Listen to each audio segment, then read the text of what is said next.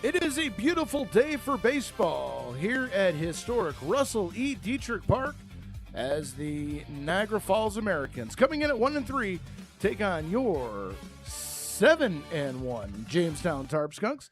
Hello again and welcome to the broadcast. I'm Dre Guinness alongside Jalen Ferguson.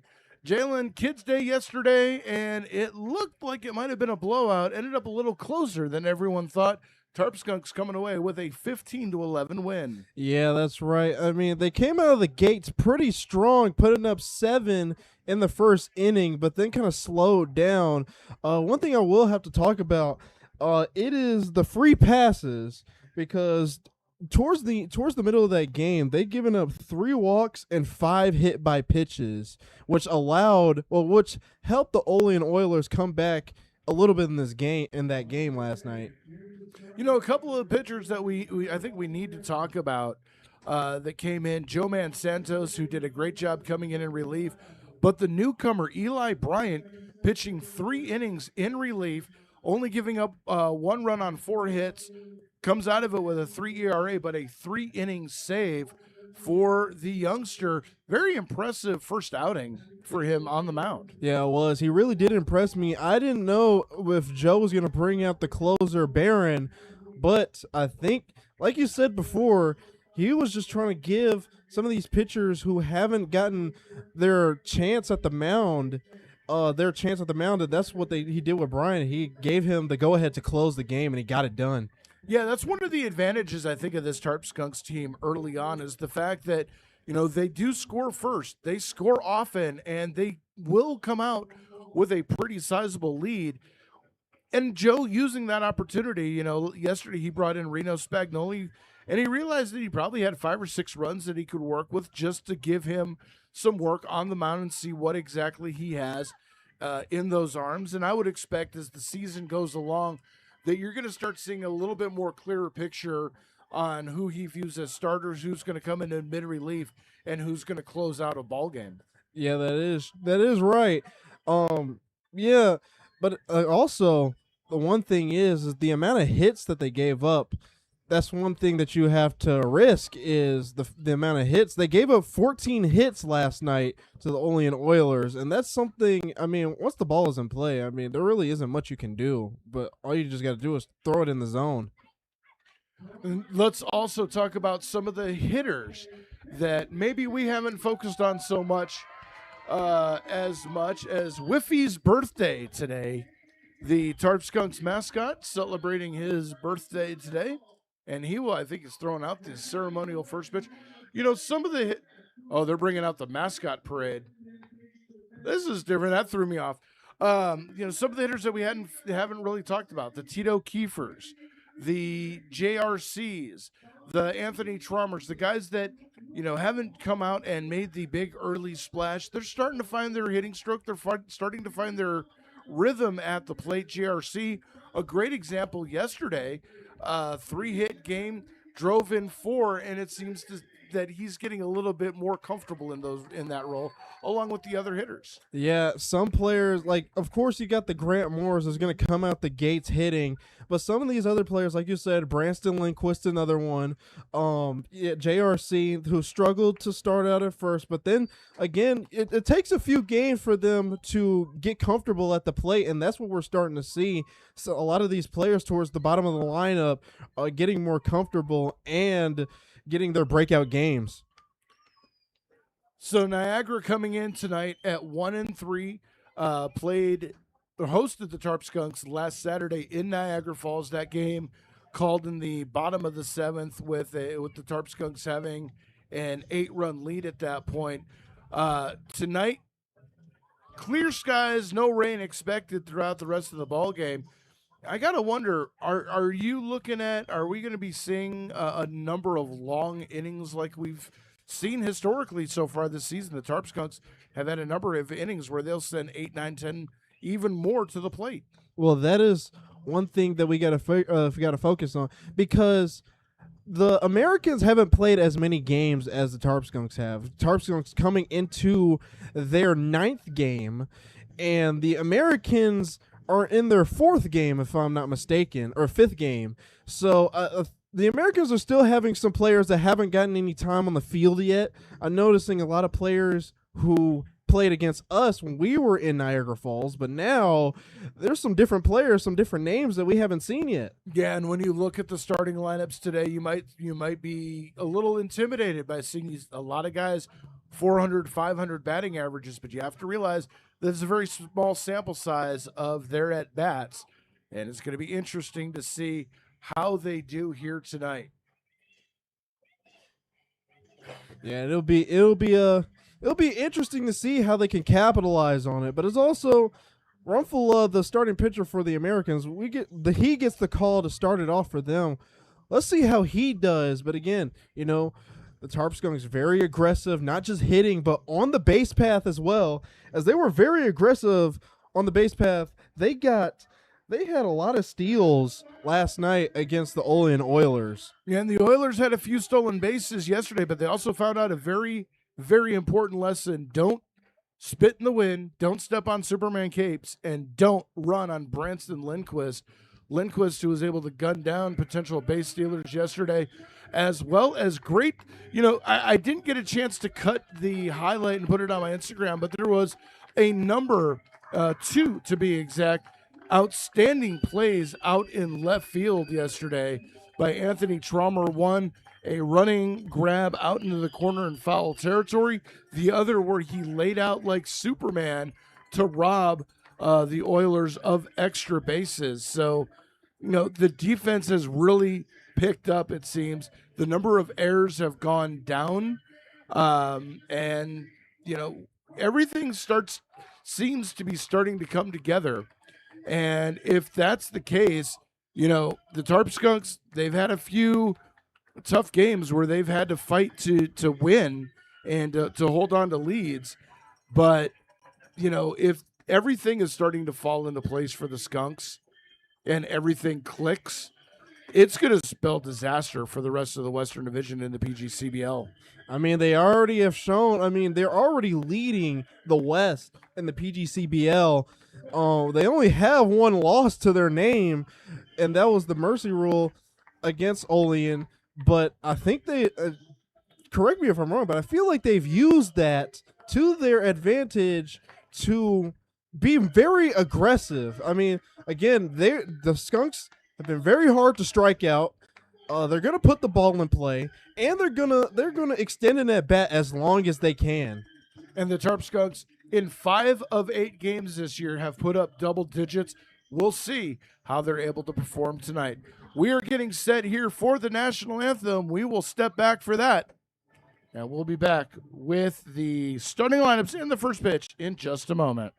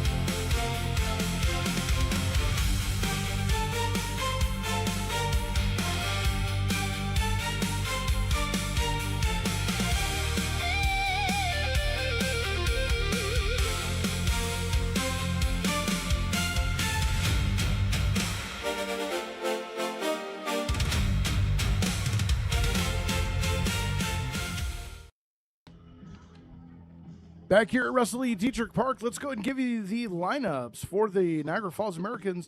Leading off at second base, Justin Gladfelter. The center fielder, Derek Gesmondi, will bat second.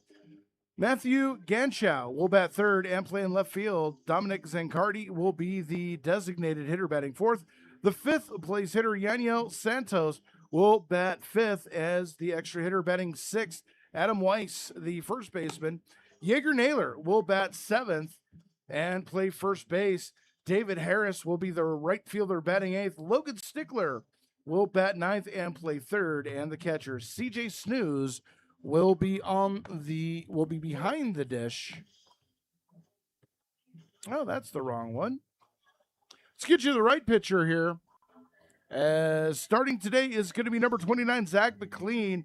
Third appearance, coming in, no record, 1.5 ERA in 6 innings pitched, 7 hits, 7 strikeouts against 3 walks. And he is set for action, and we are ready to go here.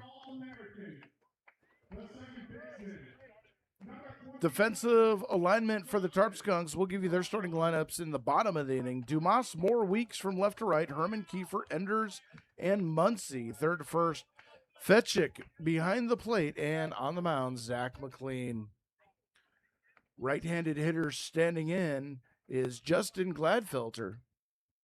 And he is going to have a tough time ahead of him as Zach McLean deals first pitch, strike. And that is how we get underway here. I got to mention, it is good to see Herman back on the field, and it's also good to see Matthew Dumas back on the field. He's missed a couple games. Oh, yeah, he definitely has that spring in his step. He's ready to go. Swing. And a miss quickly, 0-2. Zach McLean has been the top flight starter for the Jamestown Tarp Skunks. Again, no record, but a 1.50 ERA. Reason he has no records, Coach Joe Riddebach preserving that arm, not letting him go the official 5, as there's a fly ball out to right field. Easy play for Weeks, and he puts it away for out number 1. Noticed on Weeks, I think he had a bad read on it. He came in, thought that one was going to be a little shallow, but he had to go back and make the catch. Little opposite field laid on a fastball, and that's going to bring up Derek Gesmondi. Gesmondi, the center fielder. Gesmondi, he went 1 for 2 in their last game. So drew 3 walks. First pitch is outside for a ball, 1-0. Shown that he has that plate discipline. McLean pitches from the set. You see that a lot, too, at this level. There's a ground ball to second under the glove of Jackson Enders. And that is going to be a base hit. Yeah, Jackson Enders did not get his glove all the way down, and it just got right under him and was able to go to Weeks. And so Gesmondi gets on first base. This is a tough play for him, though. Had to go not only to his left, but back, and just unable to get his glove down. Tough play. But with 1 on, 1 out, that's going to bring up the third place hitter, Matthew Ganchow. And Ganchow went 1 for 2 in his last game. Also had a couple of RBIs and 2 walks. First pitch taken a little low for a ball, 1-0.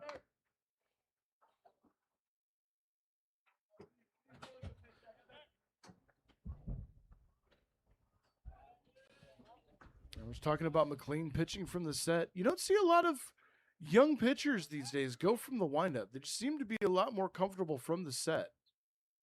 As that one fouled back, 1-1. You see that a lot too. I think a lot of the training, like I don't know if you've ever watched Tread Athletics on YouTube, the pitching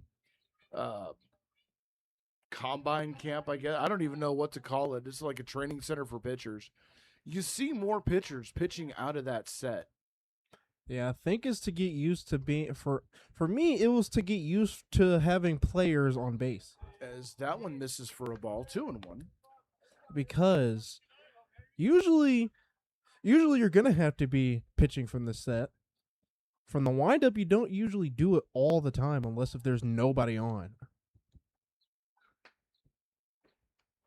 I think there's an element though of trying to stay consistent, because when you pitch from the windup, your delivery is different, your arm angle may be different. As there's a weak chopper down the third base line, spins foul, and the count goes 2-2. Yeah, I do agree with you. When you're in the stretch, you have that sense of consistency. It's all the same. The windup is a little different. So now 2-2, one down here. Gismondi off first, hasn't been taking the biggest leads. Snap throw over to first, and taking about an average lead, foot right on the first base cutout. Yeah, usually at the top of the lineup you'll see them steal, but I'm not too sure. It's been very conservative lead at first. 2-2 is low, 3-2, and the count goes full here. It's a good job by Fetchick being able to block it, keep it in front of him, because Gismondi would have been on the run if it got past him. So 3-2, 1 out, double play ball would be just what the doctor ordered here. Get out of the inning quick. Another snap throw over to first, and Gismondi may have been thinking about it, leaning a little bit, but able to get back to the bag. That was a good idea from McLean. I wasn't even expecting him to pick off to first. So Gismondi takes his lead. About a foot past the cutout. He goes to pitch. Ground ball to second. Could be two. Second for one. On to first. Two. A double play. A twin killing to get out of the top of the first inning. No runs. 2 hits. Nobody left on base. We go to the bottom of the first inning. Americans nothing. Tarp Skunks coming to bat.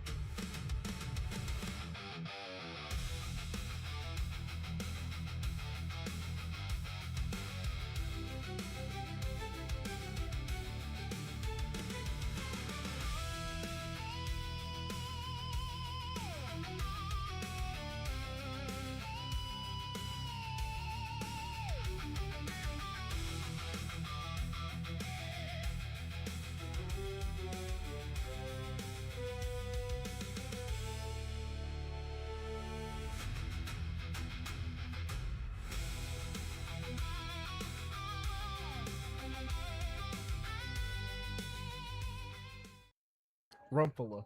Oh no, it's Alex. Back here at Diethrick Park, where the Tarp Skunks set to take their first bats. Let's go ahead and give you the starting lineups first. For the Jamestown Tarp Skunks, leading off is Grant Moore. Eric Weeks in right field will bat second. Heath Fetchick behind the dish bats third. Blake Herman, the fourth place hitter, playing third base. Paul Delanto is the extra hitter and will bat fifth. Justin Bremner, the designated hitter, will bat sixth. Nate Muncy at first base bats seventh. The second baseman, Jackson Enders, will bat eighth. Matthew Dumas back in the lineup bats ninth. And Tito Kiefer will bat 10th and play shortstop. And they will take on Alex Rumpela? Alex Rumpela, yeah. Tell us a little bit about him record-wise. Alex Rumpela, according to Joe Riedebach, his ERA is 5.16. He has 29.2 innings pitched. He's given up 36 hits. He has eight walks and 29 strikeouts. First pitch was a ball to Grant Moore. We'll get you the defensive lineups here or alignment in just a moment. As there's a line drive, one hopper right to second. Gladfelter has it, throws on to first, and one away. Rare early out for Grant Moore. You usually see him string on these at bats, but 2 pitches and a quick out for him. So it'll be Ganchow, Gasmondi, Harris from left to right, Stickler, Naylor, Gladfelter, and Weiss, third to first.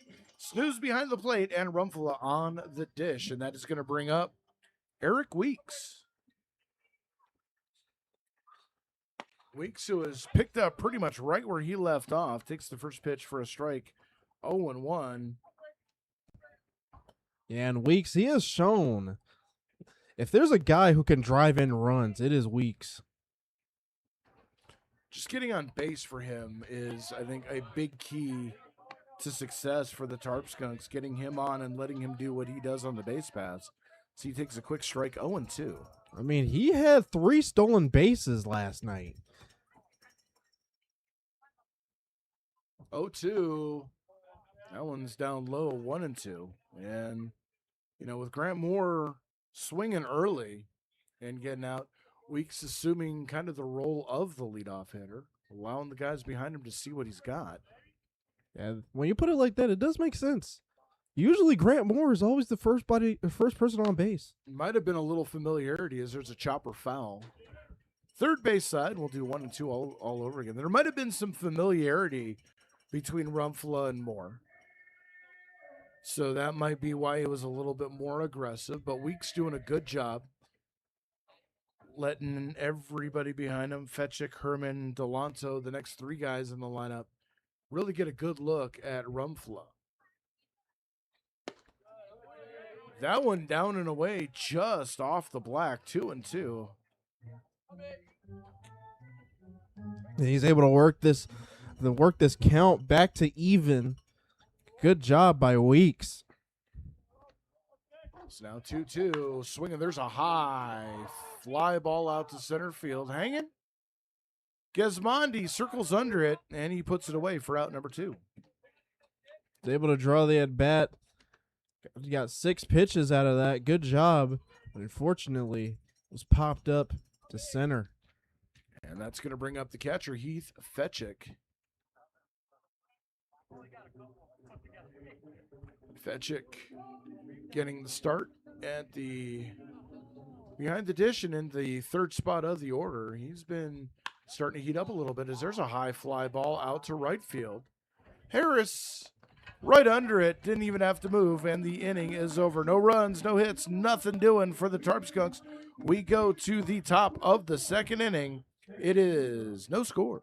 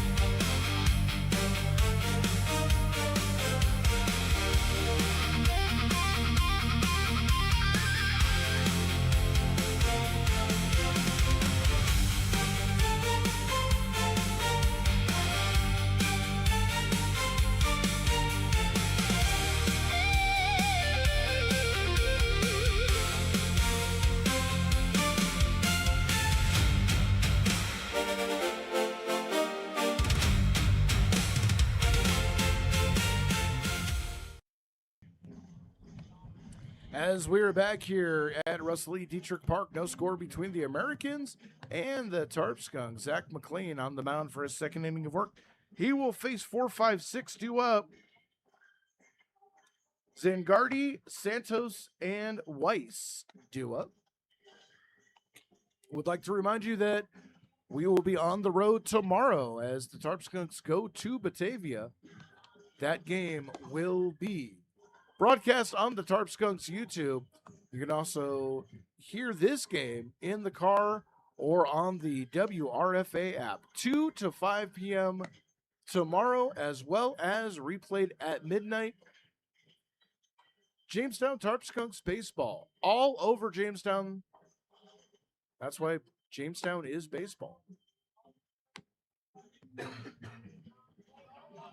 As the warm-up pitches are done, we are set for the second inning. Dominic Zangardi stands in, the designated hitter today. Left-handed hitter will be ready on lefty. And Zangardi was 1 for 2 in his last game, had 1 run and 2 RBIs, and he walked twice. That's the thing. In the last game, they were able to draw a lot of walks. First pitch, breaking ball low for a ball, 1-0. And McLean starting this one off backwards. And that's how they're able to draw walks. That is going to be how important pitching is going to be in this game. So now 1-0 the count. Comes back with a fastball. That one catches the zone. 1-1. That was a good spot. Good way to frame it, Heath Fetchick.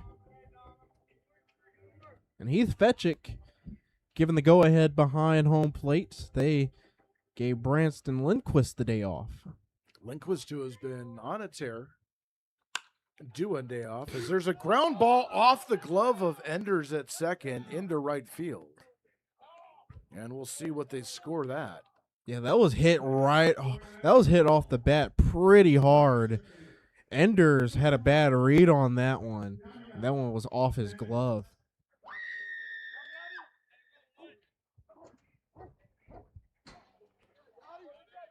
Yadiel Santos comes up. Still waiting for the official score on that. Looks like they are going to give them the hit. So, and Santos. You know, oh, sorry, go ahead. I was going to say Santos was given the day off in his last game.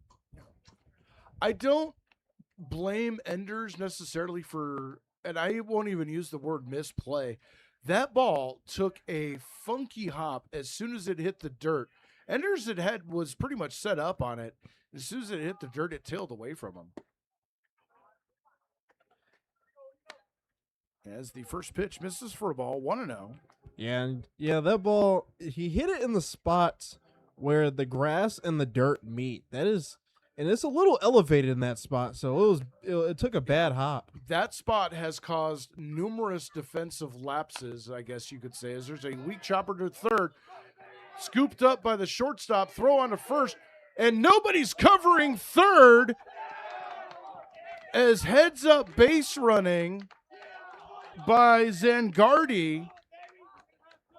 Kiefer came in, threw the ball to first, and as soon as he threw it, noticed that there was nobody covering third. Zangardi broke for the bag, and now runners at the corners with nobody out. And that was a lack of communication there. Not even just getting the ball, but then the base runner was able to capitalize on that. And they're going to give Santos the hit on that. That was a pretty tough play. That was. Herman tried to come in for it, and ball skipped under his glove, so Kiefer had to come in, and by the time he got it, as that one's fouled off, might have been better off eating it. Yeah, but I got to admire it. Kiefer did not give up on the play. But like you said, that runner would have held it at third if he would have just ate it. 0-1 the count to Adam Weiss. Nobody out here. So that one catches the outside corner for a strike, 0-2. But, Kiefer was able to turn two a couple of times last night against the Olean Oilers. Skunks would trade a run for 2 outs here.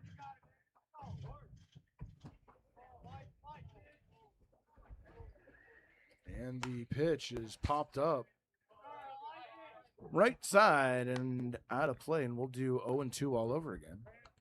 Yeah, you're right. They would trade a run for 2 outs, but I think McLean is trying to get at him and strike him out.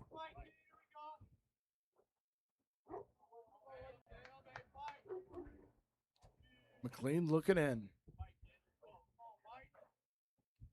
And the pitch just missing off the zone. 1-2. And a good block by Fetchick. Being able to keep it in front. Got to hold the runner at third.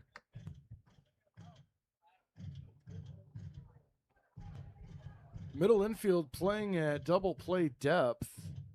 Herman at third playing a couple steps back behind the bag. Looks like they're looking to concede the run. As that one misses low, 2-2. Yeah, and Fetchick was having some difficulty trying to find the ball. Luckily, it didn't get past the hitting circle.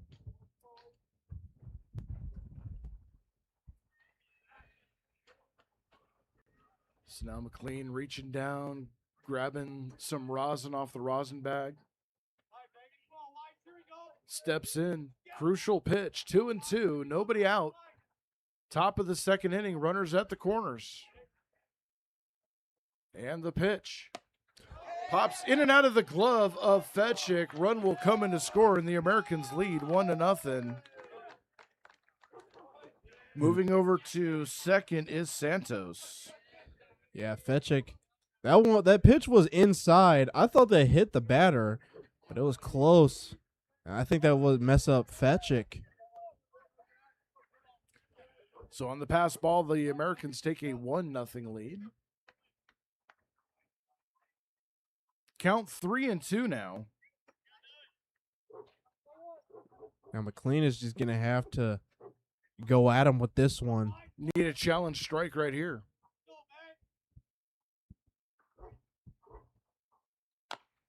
Fouled at the plate. I'm starting to see a lot of those fouls being hit off the hitter. That one hit him in the shoulder. That's a sign of good breaking stuff. A little bit of late movement. Not being able to square it up, hitting it off the handle of the bat. Notice that McLean has picked up that rosin bag a couple times. Refresh my memory. I don't think that was there the previous games. Depends on the pitcher.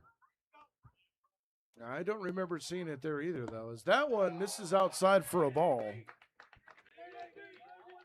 And again, like I said, the Americans were able to draw up 10 walks against the Ironbacks. They are going to have to, McLean is going to have to challenge them. So now Jaeger Naylor stands in. Right-handed hitter. Still nobody out.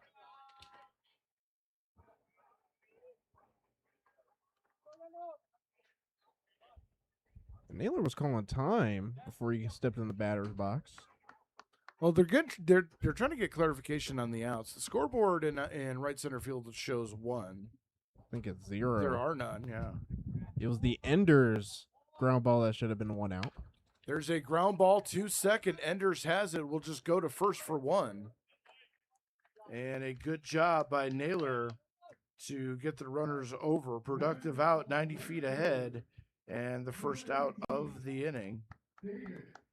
And that makes up for the missed ball earlier in the inning. And I think that's smart, too. When you've had a couple of rough plays coming your way, the next one that comes, you just want to make sure that you're able to get at least 1 out. So a good job there to get the 1 out. Runners at second and third, though. As there's a drive out to left field. Going back on it is Dumas. Makes the catch. The tag will come in to score. Throw goes into third. And the Americans take a 2-0 lead. It was a good job by Dumas being able to track it. He had to go back a little bit, but good job to make the catch. Unfortunately, the runner from third tagged up and scored.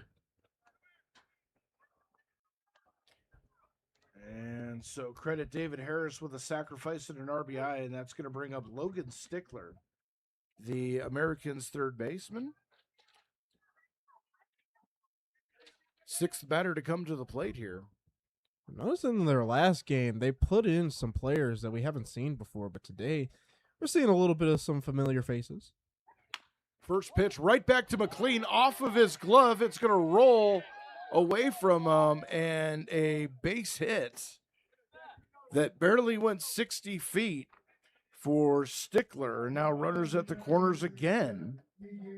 I can't really blame McLean. I mean, when you're this close to the plate, you're gonna have to have some very fast reaction time to that.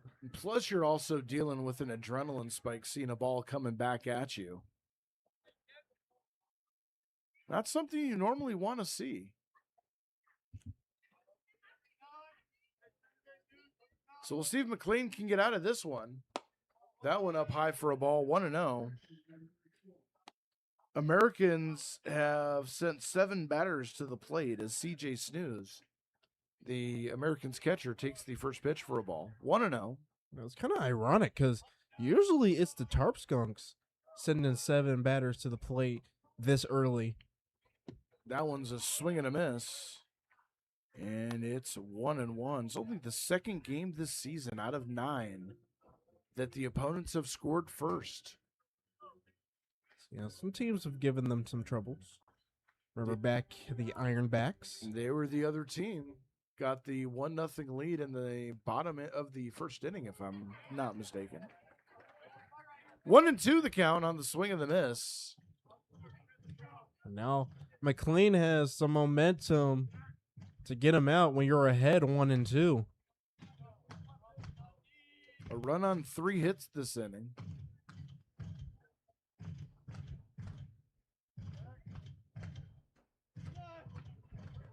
Runner takes his lead from first, and the pitch.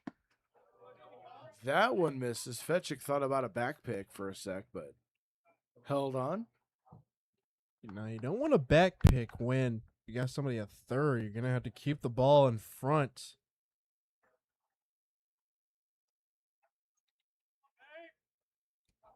Two and two, 2 out. 2 runs in the top of the second inning. Go buy yourself a lottery ticket with that. Swing and a miss. And the side is retired on the strikeout. 2 runs on 3 hits. 2 runners left. We go to the bottom of the second inning. 2-0 Niagara Falls.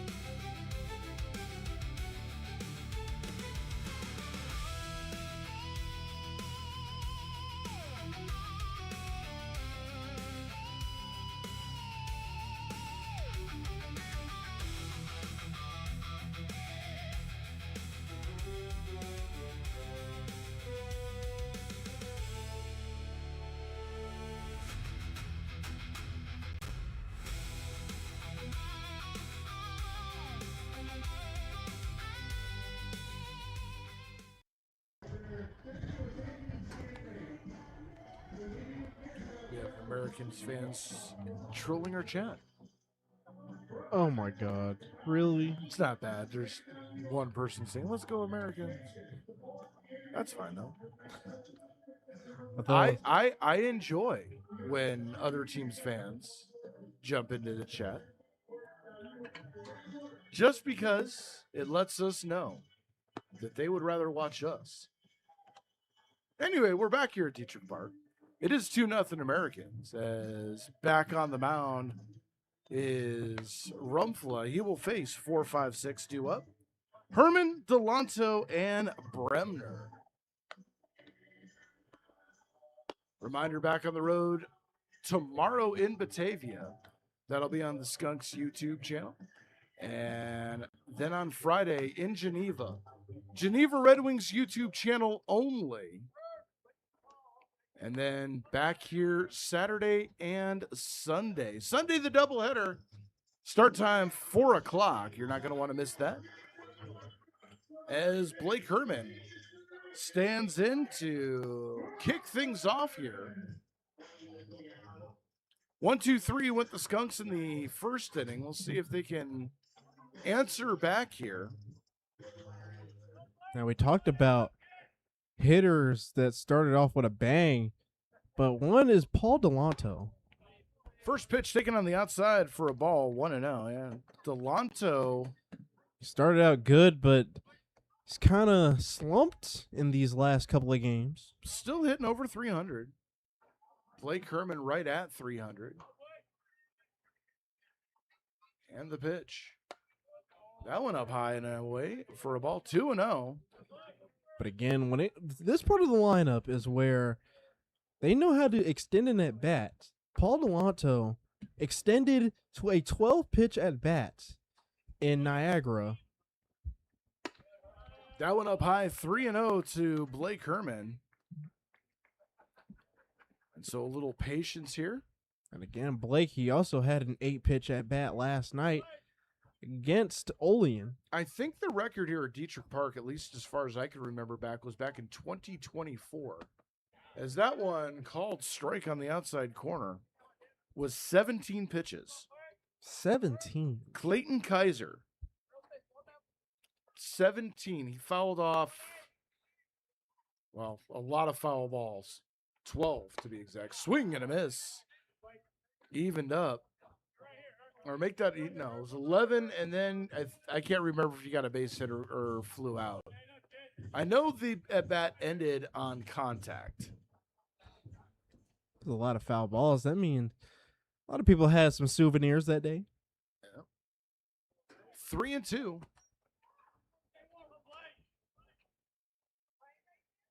And the pitch. Foul off to the right. And speaking of souvenirs, there goes one. Can be a new dog toy for Bark at the Park.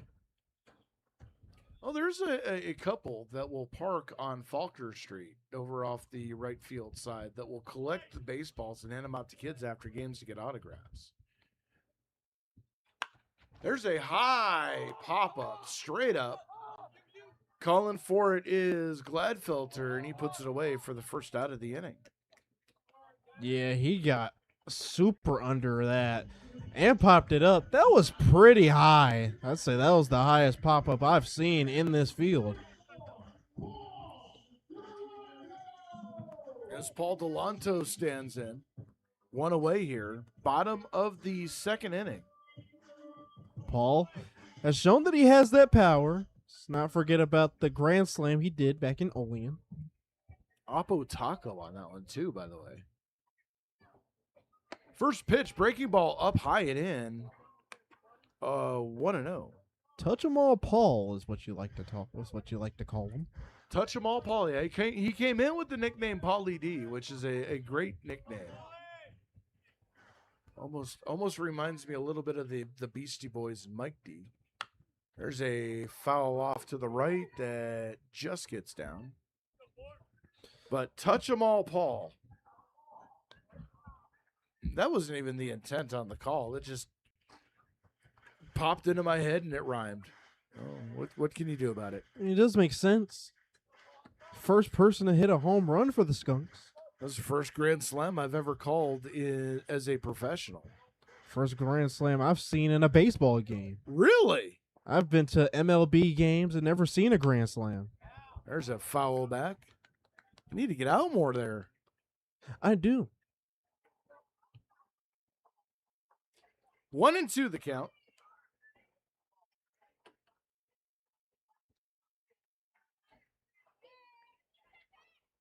Hopefully Paul Delanto can put a ball in play here. He's behind on the count 0-2, or 1-2, but one thing he can do is extend it. That one in the dirt, 2-2. That was a stone cold take by Paul Delanto. I was not sure if he was gonna get that call ball. It's a good frame by Snooze. Tarp Skunks still looking for their first hit of the game. And there's a ground ball to third. Nice stab by Stickler. Throw on to first in time. No, he dropped He it. drops the ball. Well, it was in time, but he dropped the ball. So Delanto will get on probably via the air. Yeah, first baseman Weiss had to stretch out for that one and stabbed at it but dropped it. Still waiting for the official word on that as Justin Bremner stands in. He completes the Canisius core. Canisius connection. Or core, I like it. Either way, works for me. First pitch on the outside corner for a strike. And it is 0-1. You know, we talked to him before the game. He was very confident that he was going to get a hit. Oh, he's happy to be back. He loves playing here. The only player last year to put a direct deposit in the $50 charity SCFCU sign. He's looking to make another deposit this year. It's an impressive feat. Little side quest for him as that one's outside for a ball, 1-1. I can't really blame him. This is good energy. I would love to ask him about why he loves being here. Oh, yeah, sit next to him on the bus tomorrow. He'll give you everything. 1-1 the count. Runner does not go, fakes it. As that one's outside, 2-1. Thought Delanto was going to go there for a second, but stopped just about 6 feet past the first base cutout. You know, we talk about side quests. Paul Delanto said that he wants 2 steals. Is that one in the dirt? Count goes 3-1. I like how Snooze was able to frame that, but that was clearly in the dirt. Oh yeah, you can see the mark in the dirt right in front of the chalk outline, or in between the chalk outlines of the batter's box. So 3-1. And that one outside for a ball. Bremner on base for the first time this season. And 2 on, 1 out. And that's going to bring up Nate Muncy. I do have to mention they did give Paul Delanto the hit on that one. Nice. Okay. As we're going to get a little conference at the mound. Not sure why. Well, probably a little mechanical. Rumpfla was dancing all around the strike zone in the first inning, almost unhittable. And now he's been bouncing a few and a little bit wild down low. So I'd expect that to be more of a mechanical visit than anything. Yeah, you're right, but he's done pretty solid.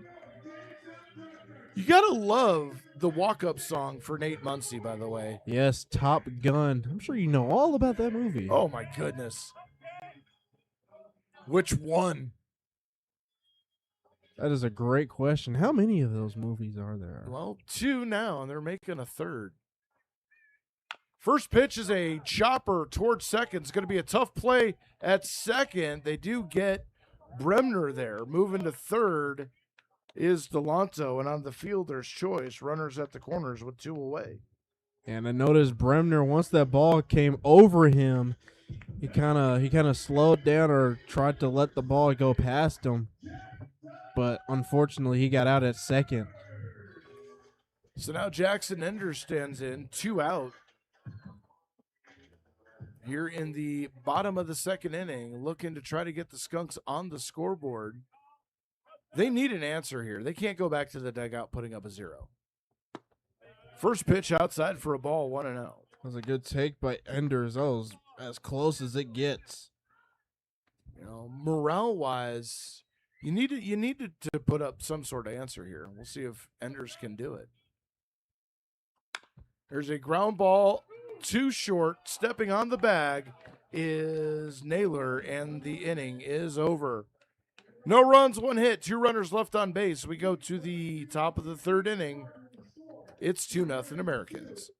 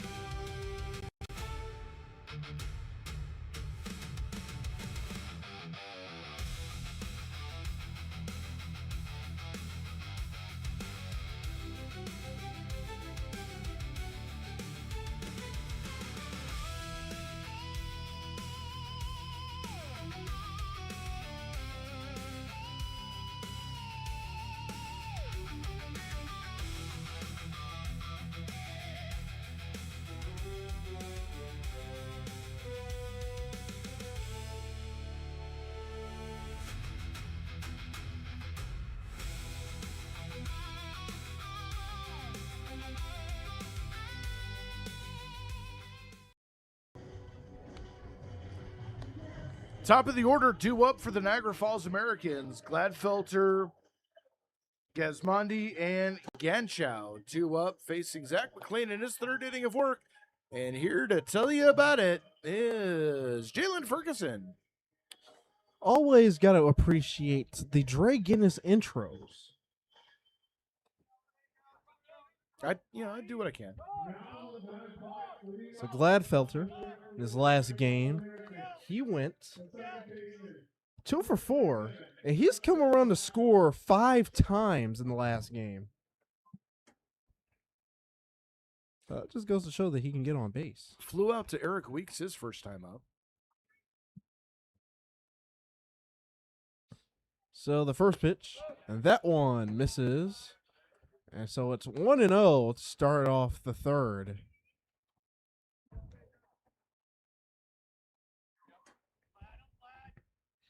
You know, you just want to get out of this inning as quickly as possible when your hitting has only given up 0. As that one is hit, and that one gets through, and Gladfelter starts the third with a base hit through the infield, and that's going to bring up Derek Gasmondi. Nice piece of hitting there, just right through the hole between short and third. And they've shown that their power, because a lot of their hits have been coming off the bat pretty fast. McLean hasn't been sharp as he was the last couple of starts. Let's see if he can lock in, snap over to first. Keeping Gladfelter at check. But before Gasmondi came up to the plate, I saw him digging a little bit at first base. Maybe that's to help him with his lead. That one is in the dirt for ball 1. Or ball 2. No, it's ball 1. Should be ball 1.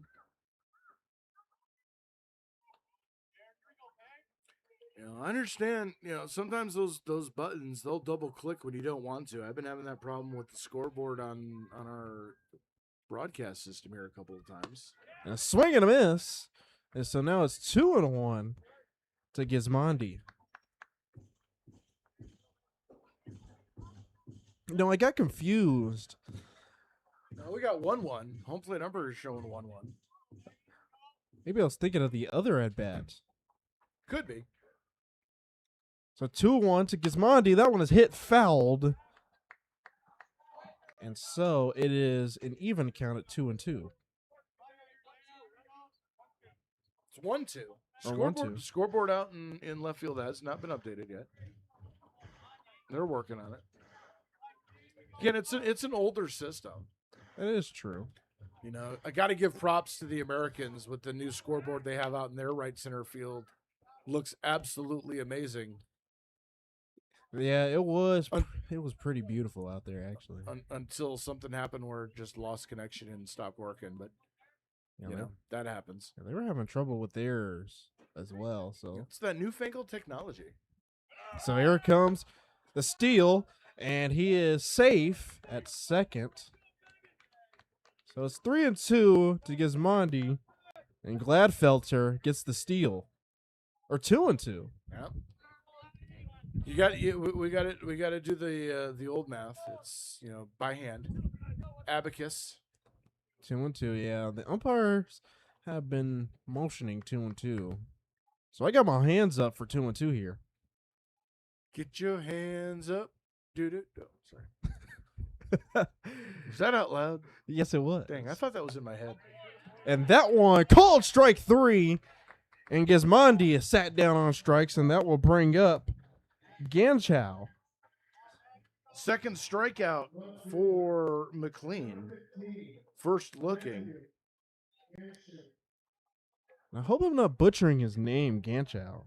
No, that was how it was on the pronunciation guide on Saturday. And I was listening because we were, 3 feet from the Americans announcers, who are here tonight, by the way, which always glad to see when they come out. They were saying Ganchow, so. Here comes the 0-0. Hit down the left field line, fair. And that one is going to bring home Gladfelter. And the throw to second. And he's out.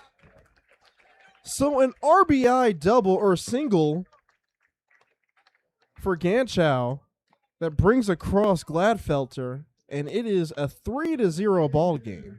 Yeah, that was a good piece of hitting down the line, and Dumas able to get it into the infield, and Ganchow's eyes a little bit bigger than his feet, and just caught by about 3 feet.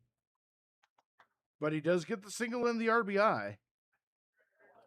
Yeah, that was a good throw to second, being able to get him. So that brings up Santos, the extra hitter.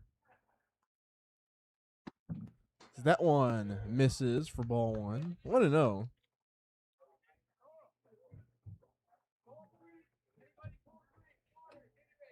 Just one of those days.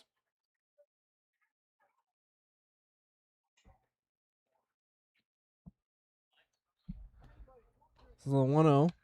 And that one's in there for a strike. Oof. 1-1. That Fetchik was responsible for that one. That one was off the plate, and he snagged it and brought it back over. Yeah, that was a good frame. I saw his wrist twitch there. Oh, yeah. Sell job for the ages right there, and the home plate umpire bought it. The good thing for McLean is that nobody on base, so maybe he can reset. There's a swing and a miss for Santos, and it is 1-2 the count.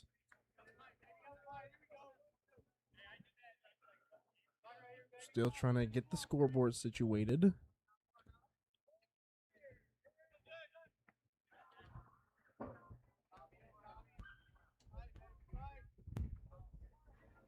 So the 1-2 to Santos, and that one is outside for a ball. 2-2. One thing I like about McLean is the jewelry that he has around his neck. Really? Yes, he has a lot of it. He pitched against Newark last week. He was, how you say, McLean. As that one is hit fouled behind the plate.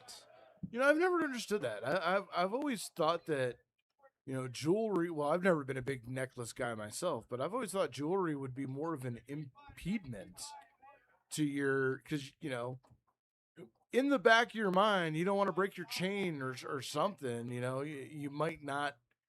And I can be way off here. Just I could also be very old and outmoded there, but I never understood the jewelry.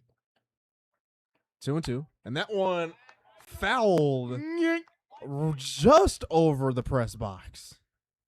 But yeah, I got to agree with you. You usually see jewelry in the outfield positions or positions other than the catcher and pitcher. Oh, yeah, I mean, you see it also in football nowadays. People will wear chains. Now that I don't understand. I don't understand that either. I also don't understand the football players that have long hair. And that was in there for called strike 3, and that will end the inning. So one hit, one run comes across the score. We go to the bottom of the third. It is a 3-0 ball game.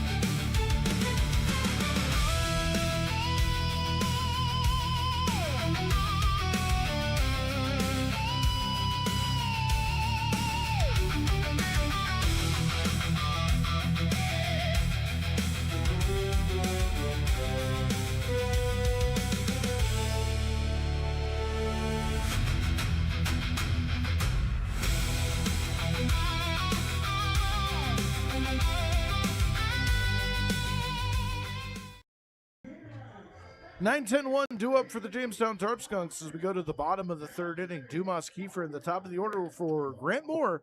And here to tell you all about that is going to be Jalen Ferguson. Yes, I'm here to tell you all about it. Tell me everything. I'm gonna tell you everything I know. Tell me a bunch of things you don't know too. Let's just get it all out there. Well, Where's Dr. Phil when you need him? yeah, that is true. And how does that make you feel? How does baseball make me feel? It makes me feel a lot of things actually. It would make me feel happier if the Skunks could put some runs up this inning.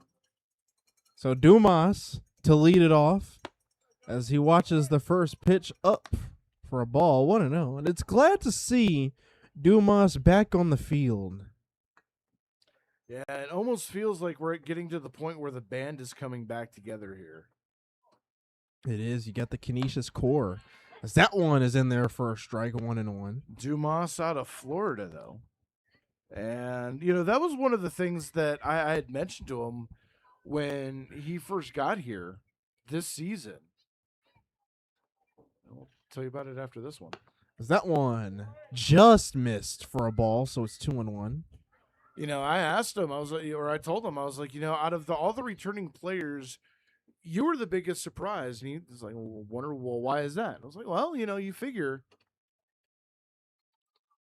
That one just missed again, 3-1. This is a very transitional league. A lot of players will stick with a team for a year before going on to a different league or trying something new. And, just being out there in Florida, I did not expect him to come back, especially he had to leave the team a little early last year. That one misses, and Dumas gets on base via a walk, and that will bring up Grant Moore to the top of the lineup. No, that's going to bring Kiefer up at 10. Oh, no, Kiefer. Yeah, remember, we got 10 in this league. That is right. That's right. I forgot to write down Kiefer. I am sorry, Kiefer, if you watch this. Tito, send all your hate mail to him. And I might read them. Might. So Dumas, at first, there was a snap throw, but he comes in safely. So, with Dumas coming back, with all those situations in play and coming back this season, that tells me a lot. Oh, that was an early break, and he gets back in safely. Ooh. Gutsy. I think he was trying to get that perfect jump on him. Dumas trying to time Rumfla. That one misses. And the first pitch of the at-bat is a ball, 1-0. And I think it had a good side effect there for Jamestown, at least. Now Rumfla is going to have that in his mind that Dumas is over there and getting ready to move. That might take his attention off the hitter here. So the 1-0 outside. And Snooze had to pop up. 2-1 the count. And you're right. It's good to have Dumas back because now you have that speed at the bottom of the lineup. Dumas, Kiefer, Grant Moore, probably the three fastest on this team.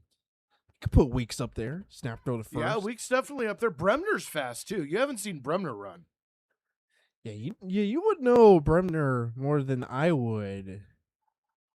One of his first games last year, he motored out a and that was a good jump right there. And he's safe at second.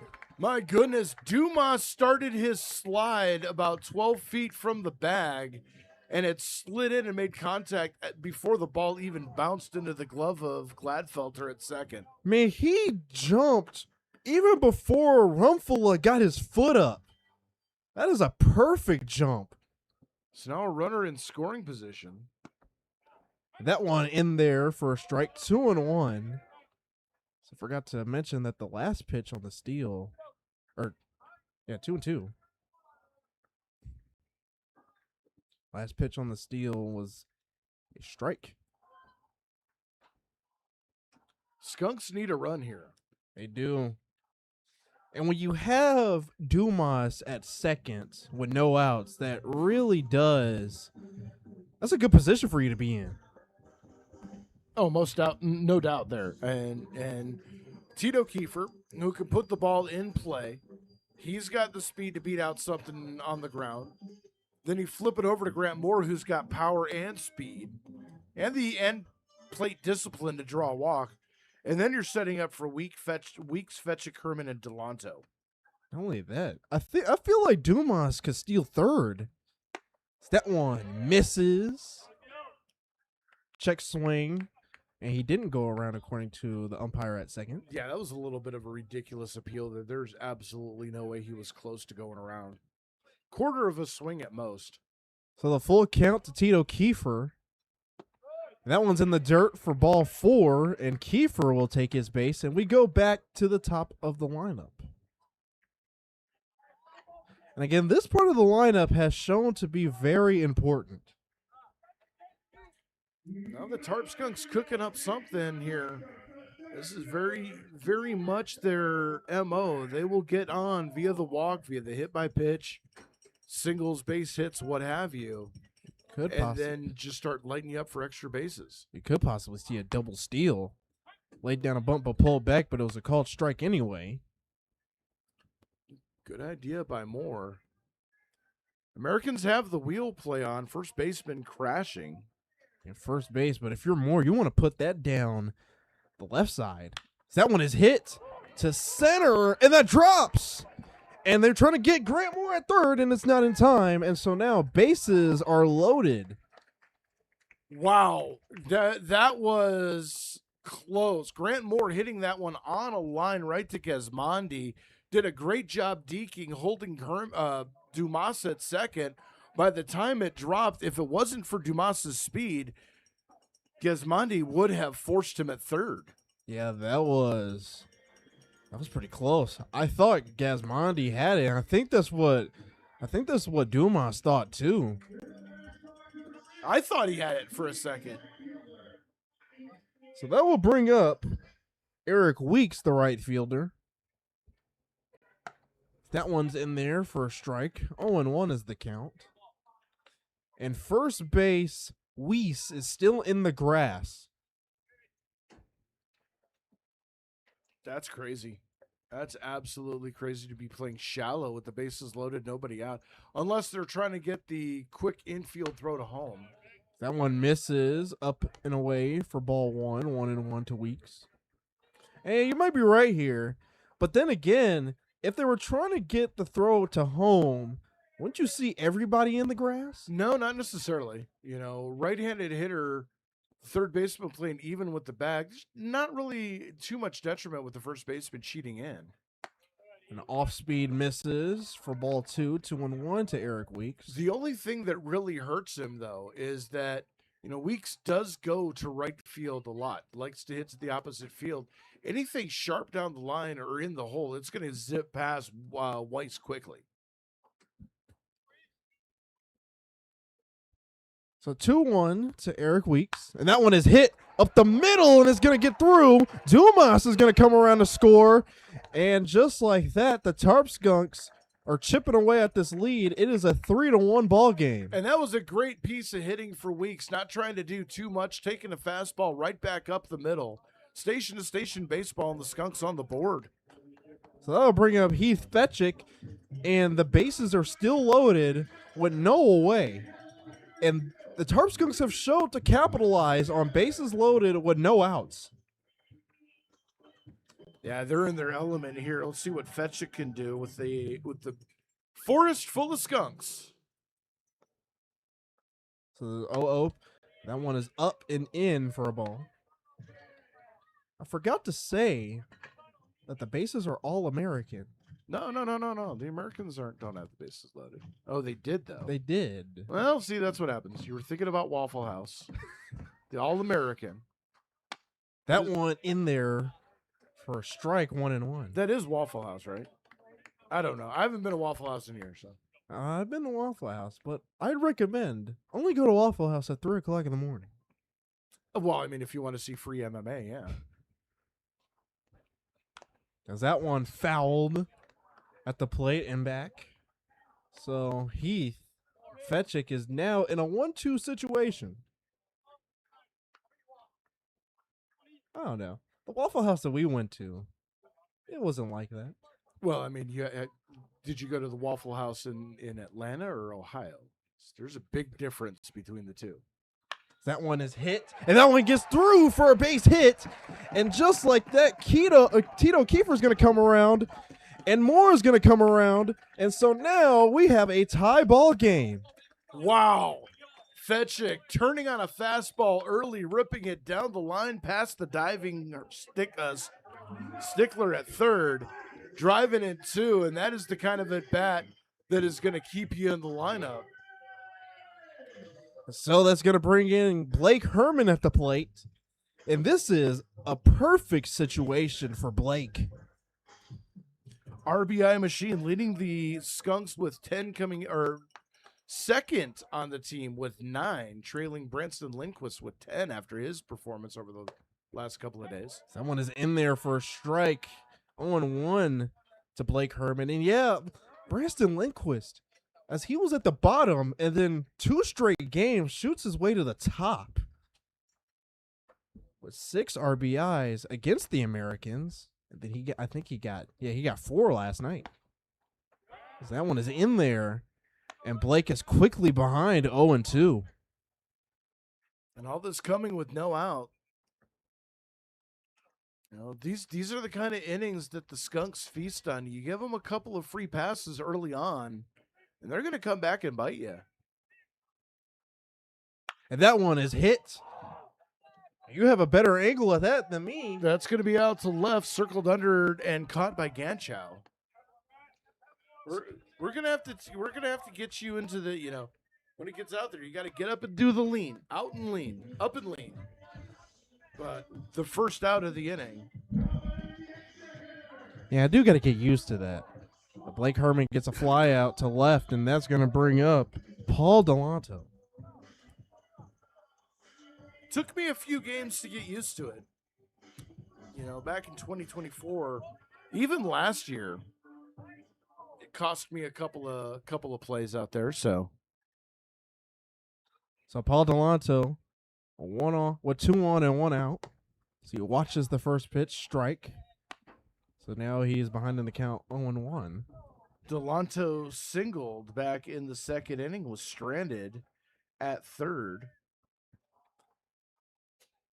That's an opportunity to give the Skunks the lead here with a solid base knock. And fake steal, throw to second, and he's out! Caught him at second, and so now Weeks is out, and that will be the second out of the inning. That is absolutely rough, and you know, the Skunks have been playing with fire, doing a lot of dancing behind the bag.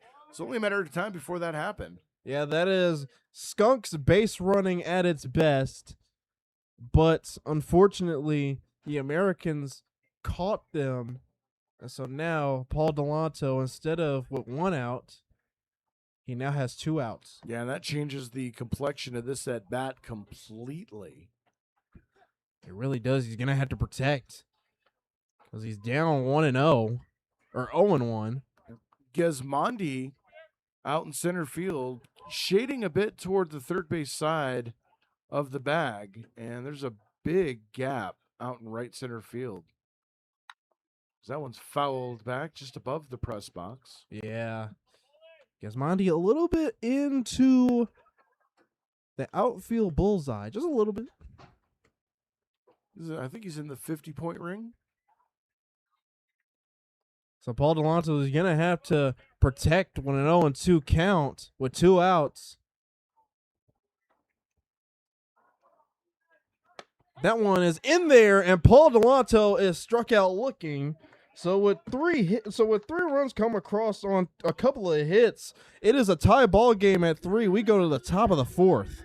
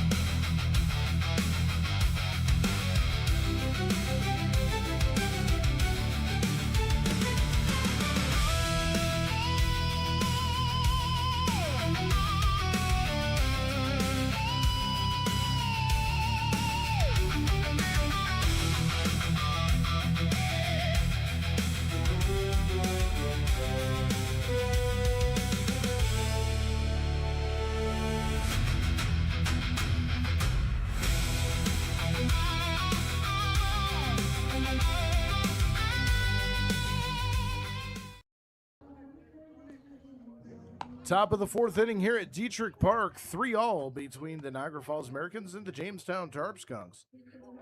The Americans will send up Santos, Weiss, and Naylor.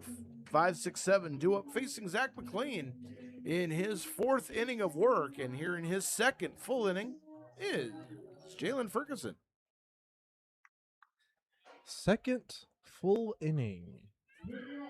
Gave me a lot of work last night. Well, I did all the heavy lifting on Saturday. You did. And that was just me zoned out. I completely forgot. Hey, by the time I realized I was supposed to switch innings with you, it was already like midway through the fourth. It's like, oops. Can't even blame you. I forgot too. Just an odd day all around. So Santos will lead off the Americans in the top of the fourth as a swing and a miss. Or that was fouled. So it is 0-1 the count. I'm noticing Santos has his pants under his shoes, under his cleats. Usually don't see that often. Yeah, that doesn't make a whole lot of sense to me either. Fashion choice. That one is hit.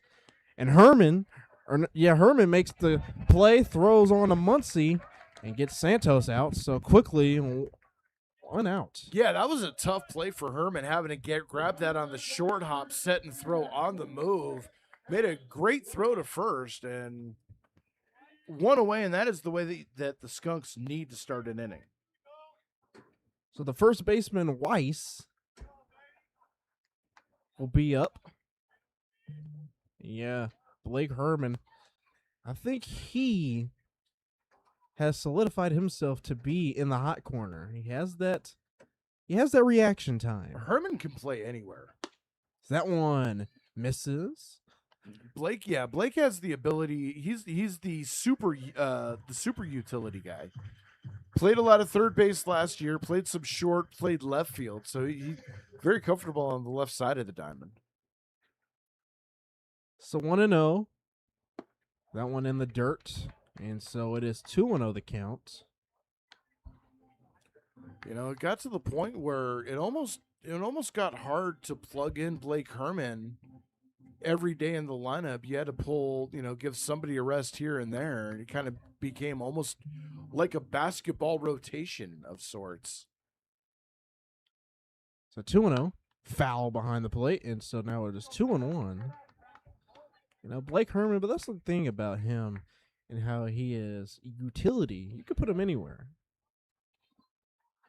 Or probably not anywhere. But I would like to see him play an inning at first base. I'd like to see him do an inning at every position. I would. It's a rare gimmick that you get a chance to see. I think he could do it. 2-1. Ooh, and that is ball 3. I thought there was going to be a peel to first, but no. So 3-1 to Weiss. It's a 3-3 ball game here at the top of the fourth. See if McLean can find his way back in the zone. That one in the dirt, and Weiss gets a free base. Well, that answered that question. Like I said, those free passes is something that they have to work on. Because, again, the Americans have been showing that plate discipline. Although the last time this happened was back in the first inning, and it ended up being a double play. We'll see if McLean can induce Naylor here. Again, usually those double plays, they've been hit to Kiefer. No, right-handers will tend to hit to shortstops. So here comes Naylor. And a good frame by Kiefer, or a good frame by Fetchick. And so it is an 0-1 count.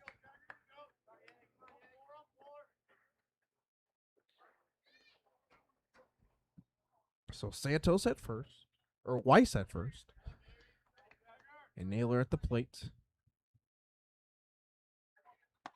That one is in there. Good frame by Fetchick. And now it is an 0-2 count to Naylor. Wonder if any relation to Walt Weiss. It's not a common name. Definitely not a common baseball name. It is not. This team has some very hard names to pronounce. Snap throw to first, not in time. Now, I remember you saying that, I forgot what team, if it was Elmira, they have some weird names. Newark. Yeah, Newark has some names that, even I'm going to struggle with.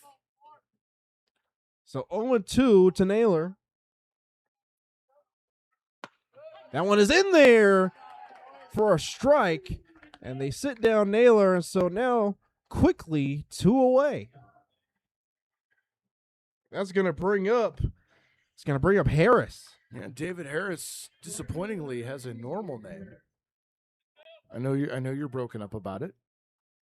I mean, disappointed. It's easy to spell. Harris. Easy to say. Easy to recognize. That's what makes baseball fun is you just get some great names. Jaeger Naylor for the Americans. That's a great name. And that one in front of Fetchick, throw to second. And he's out. They got him. So with no hits, one left or one picked off, we go to the bottom of the fourth. It is still a 3-3 ball game.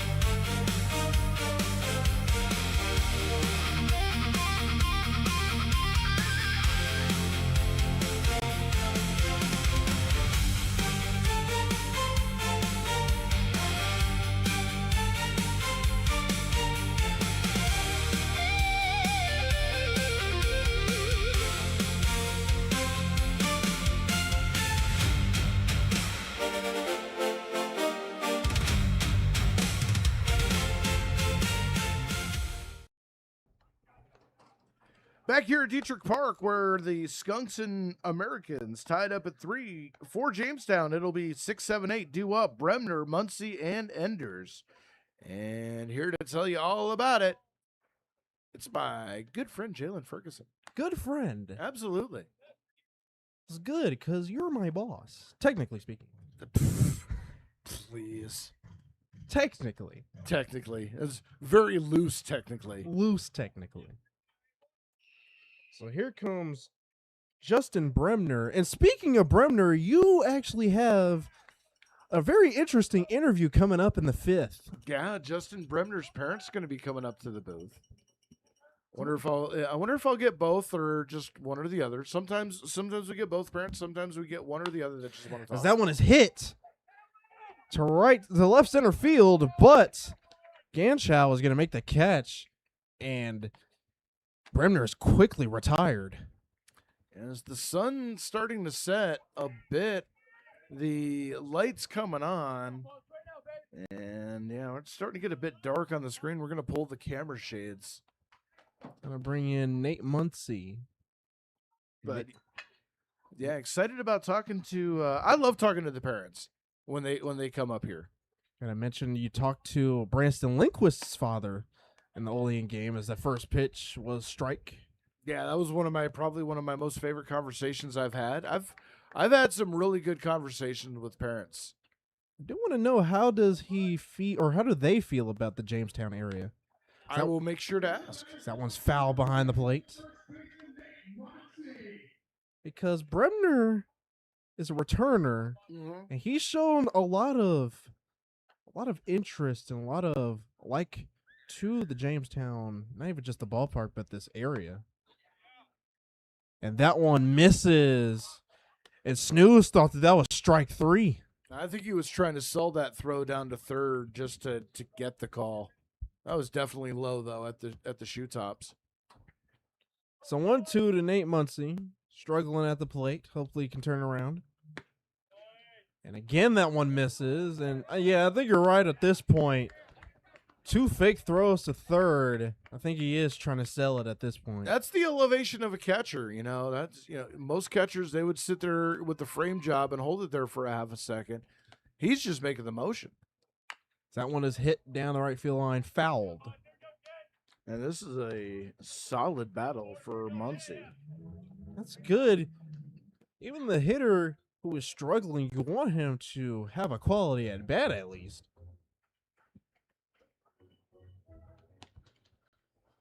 2-2 to Muncy. That one misses. And so now Muncy finds himself in a full count, 3-2. Yeah, solid job working his way back into a basically one and done count from an 0-2. So it's 3-2 to Muncy. And that one misses, and Muncy gets a free base. that is great plate discipline and a good eye by Muncy to draw that 1-out walk and get a base runner on here. And so that's going to bring up the second baseman, Jackson Enders.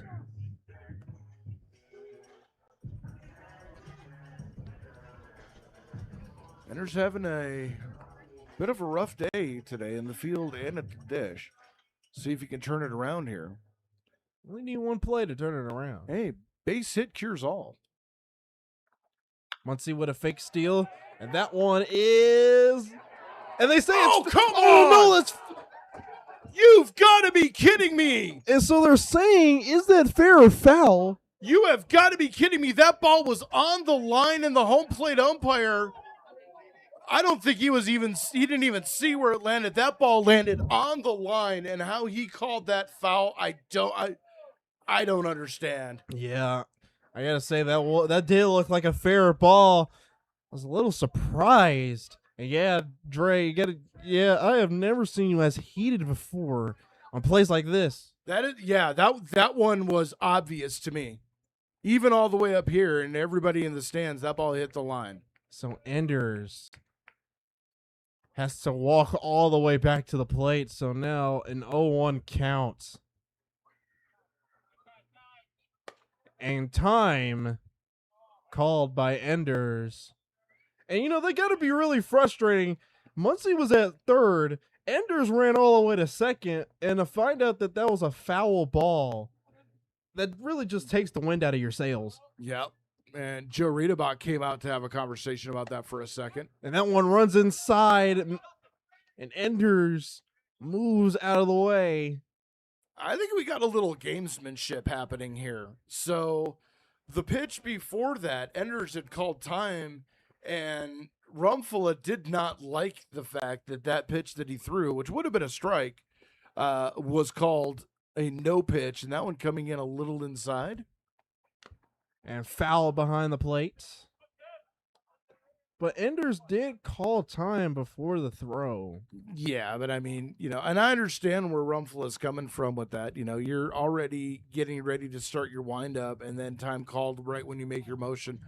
But, I mean, yeah, this has been an interesting at-bat. So 1-2. Muncy fake steal.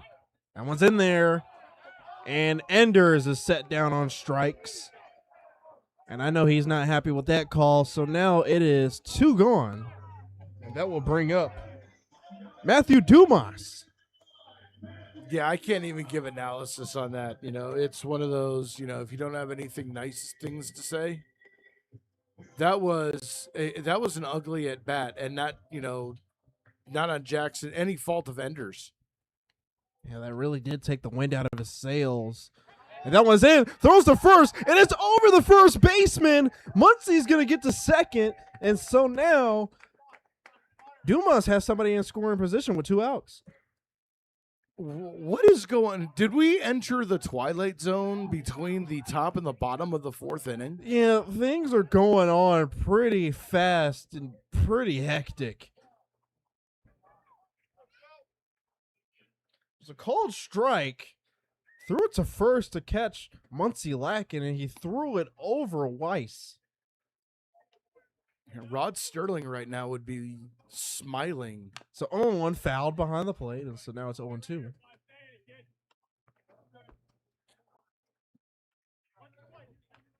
So Muncie at second with 2 outs. And Tito Kiefer on deck would be next if Dumas can get on base. And that one gets past Snooze, and Muncie gets on third. And now Rumfla doing the Tarp Skunks' job for them, allowing Muncie to go from first to third on, a bad play by the catcher. I don't know why. I guess I don't know why that didn't get scored an error. But I don't think Muncie, if there was a pass ball, I don't think Muncie would be able to beat out the throw to the pitcher. So 1-2 to Dumas. And foul down the right field line.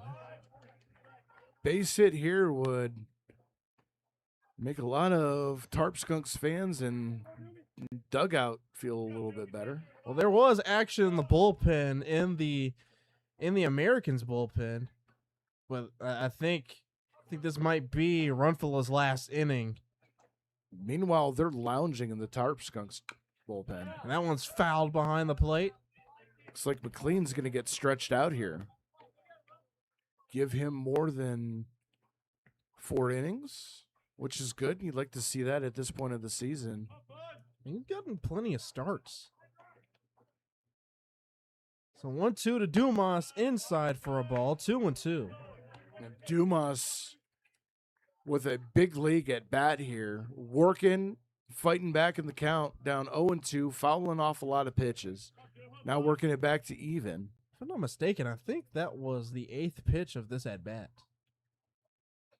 That one is hit down the right field line, but Weiss was able to make the stop, and that one will end the Tarp Skunks inning. So no hits, no one left on. We go to the top of the 5th. It is still 3-3.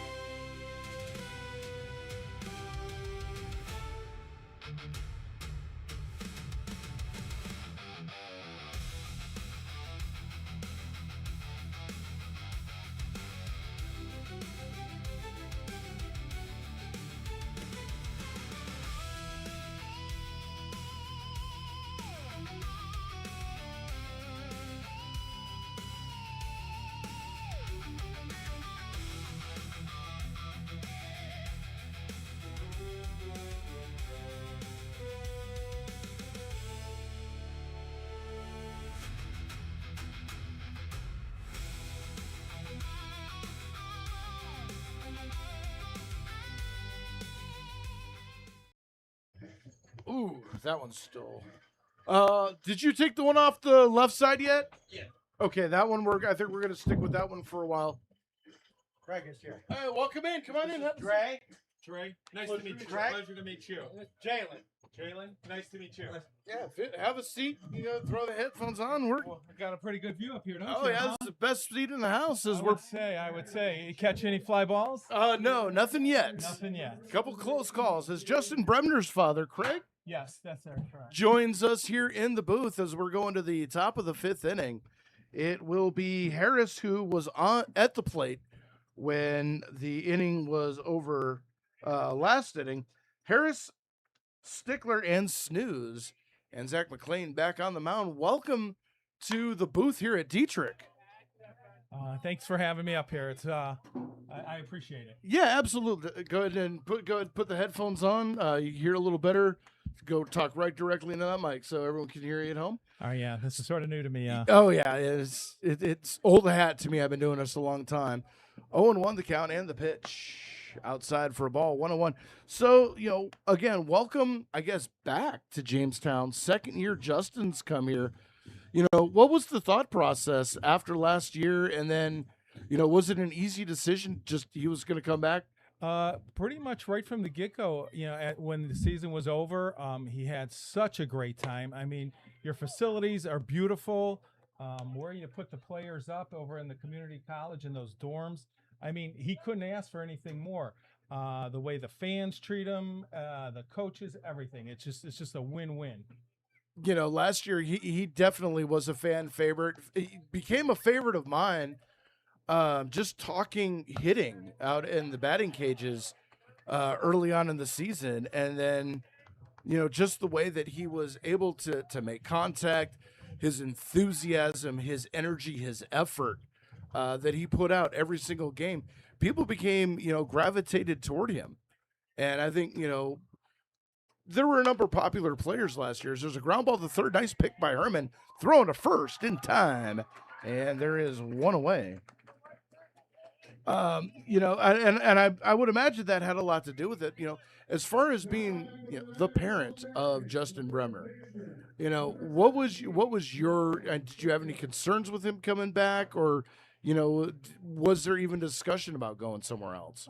It was his decision, and his decision right from the get-go. As he goes, I'd like to return there. He had such a great time, and it's like what you mentioned earlier. It's the fans embraced him, the community embraced him, the whole team, and it's just like a great, wonderful experience. So when he was growing up, I've noticed there's really two sides of him. There is the non-ball game side where he's a little bit lighter, jokes around, has a big smile on his face. The second he gets on the diamond between those lines, it's that mean face. How did that develop over his baseball career? Well, like I said, he's been playing baseball since he's been a little kid. But when he started football, that's when a lot of the aggression came out. He was a running back for a state contending team. He loved sports, and he's always had that competitive edge to win and to succeed, and that's just his makeup. So, I mean, I assume growing up, good kid, didn't get into too much trouble growing up. Sports tends to keep kids out of trouble for the most part. Absolutely, and it was he played all three: the baseball, basketball, and the football. Kept him out of trouble. Plus, I'm a retired policeman now, and we sort of, I encouraged that strongly that he was not going to run around with the wrong crowd or anything like that. But pretty much, you're right. Sports will keep you out of that friend group. Everybody wants to play and succeed. And the 2-2 pitch, there's a weak chopper toward first, picked up by Muncie, will step on the bag himself, and there are two away. One of the big things last year is, Justin set two records here in Jamestown for single season record for hits with 48, RBIs with 38, came one home run behind Jacob Haynes for the team lead in home runs. We had a team meeting over the wintertime in either late December or early January. That I'm getting to the point where I can't remember things. But when Frank Jagoda was announcing that, we had this many returners coming back, Branson Lindquist's name was brought back, and I'm like, all right, that's awesome. Local kid. Loved having him here. Eric Weeks, Blake Herman, Justin Bremner, and it's like, oh, that Canisius crew is coming back. Talk to me a little bit about, how he's developed not only friendships with, within the Tarp Skunks, and him being early here to this season. He already knows a couple of these guys, but how easy is it for him to get into a group like this and just fit in and really kind of take over that leadership spot? Because we saw that a lot last year. Anything like, when you're in the sports world or whatever, when you play the sports or whatever, as soon as you enter that team, they embrace you. As long as you're serious about the game, they're serious about the game. It's a welcoming community, and they all bond out there. It's a game out there, and they fight through the day, fight through the night, and you bond with your teammates, and that's what he has done like his whole life. And here with the Tarp Skunks, it's like, he's not only his immediate Canisius friends, also the other teammates. He stays in contact with all of them, through social media or wherever. As McLean gets the strikeout, 1-2-3, go the Americans. We head to the bottom of the 5th inning. It's still 3-3. We're going to keep it here as we have Craig Bremner, the father of Justin Bremner. His mother is here as well. So you can come on up to the. She sometimes gets a little camera shy, or mic shy. I refuse to allow cameras in here because nobody needs to see this mess that's happening up here. So. Oh wow, I'm drawing a blank here. How many games have you come to Diethrick Park, and what is your impression of this ballpark overall? Oh, the ballpark's beautiful. I mean, just take a look outside. We did visit a couple other. By far, I say this is the best field, best facility in all the PGL, Perfect Game League. And you guys are from Ohio, correct? Correct. What part of Ohio? It's Twinsburg, Ohio. It's almost like settled in between Akron and Cleveland. Okay, I kind of have an idea of where that is. Mm-hmm. Do you get these type of ballparks out there, or is it more like the cookie cutter type that you've seen in the league throughout this league? Nothing like this that's so well maintained. There's a couple minor league facilities out there where some of the tournaments that he attended were, but still nothing to this degree with the stands, the cleanliness, just everything it entails here is really, really something else. And like I say, the grounds crew, they do a beautiful job with that field. And so I'm gonna guess Cleveland fan. Absolutely. Indians or Guardians? Well, both. Okay. Because they're the same now. So right. Yes, the Guardians. But yeah, I was an Indians fan, still an Indians fan, Guardians fan now. So as someone who's still working on checking off his Major League Baseball ballparks, I've only been out here for about 4 years, and I just realized myself that from here, I'm only a 4-hour drive to Baltimore, D.C., couple hours to Cleveland. Where's the best spot to sit at? I guess Progressive Field is what it's called now. So it's always going to be the Jake to me. Yes, it's always the Jake. Will always be the Jake for us when they had those great teams from in the 90s. Any place, any spot in Progressive Field is a great vantage point. As it's going to be Kiefer, Moore, and Weeks, 10-1-2 here due up. It's been a pretty good pitchers matchup between Rumfla and McLean. Let me get your perspective on what we're seeing here in the ball game so far. The Skunks coming in 7-1. They've been opening games up with the early scoring advantage. Not to the case here tonight as Niagara opened up 3-0 before the Skunks were able to come back. What are you seeing out there tonight? I'm seeing a pretty good pitching duel, fielding duel, minimal errors. It's just an all-around good baseball game. Great night for it also. And that's another thing, too, I think that is a big selling point to a lot of players is that, you go to different places like in the South or whatnot, and you get a lot of that swamp humidity, and it's really brutal to play. You don't get much better weather than this part of Western New York. Like I said, tonight is beautiful, and almost every night that we've come out here to the ballpark, weather's always been beautiful. I don't think we ever had a rain out last year. I can't recall. No, that's actually right. We did not have one last year at all. As there's a ground ball to short, picked up and throw on to first for the first out of the inning. And that's another. I guess that's a rarity because part of the reason that a lot of the field stays nice is that we do get the rain sometimes during games, sometimes on days off, and we didn't get a lot of that last year. You saw a little bit of browning happening out in the field there, but that the Park and Recs team that manages and takes care of this field, they do an absolutely phenomenal job. And this has been the first year that we've done games on the road. So my first time going to Batavia, to Niagara Falls and to Olean, and I can tell you, night and day difference. There's definitely more of a personality to this park than, say, the other three that we mentioned. It feels like you're stepping back in time. And watching a baseball game, and I have to believe that's why the community loves coming here. Like I said, it's a step back in time. To come watch a baseball game on a beautiful night. 2-1 now to Grant Moore as the Skunks with one out, trying to chip away and take the lead for the first time today.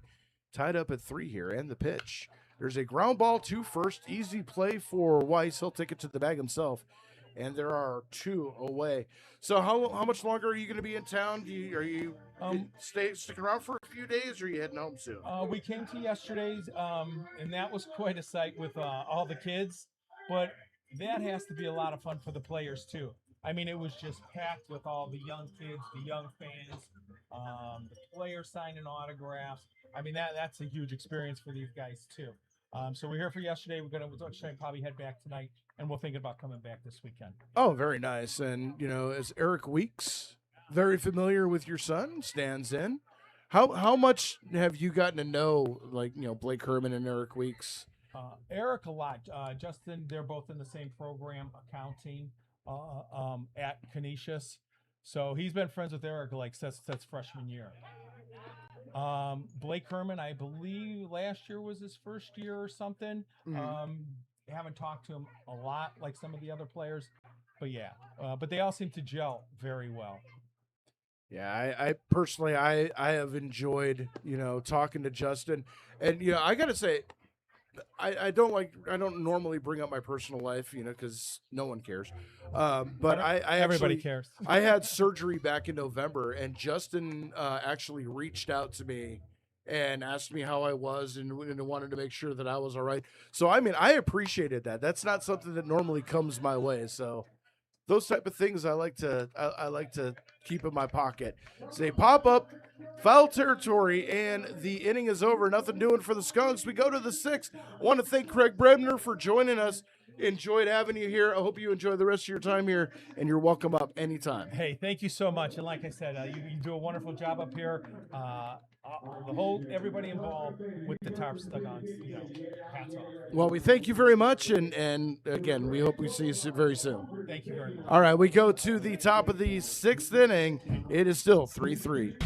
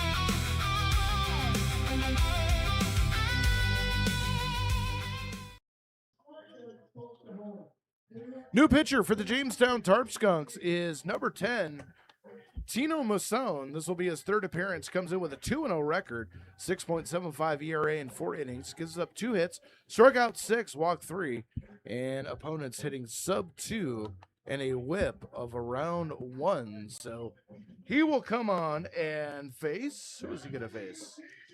Who are you going to call? It's going to be top of the order, Gladfelter, Gesmondi, and Ganchow. Hopefully he can be the Ghostbuster. Yeah, see, I caught your reference. All right, very nice. So you're learning. Picking up what I'm putting down.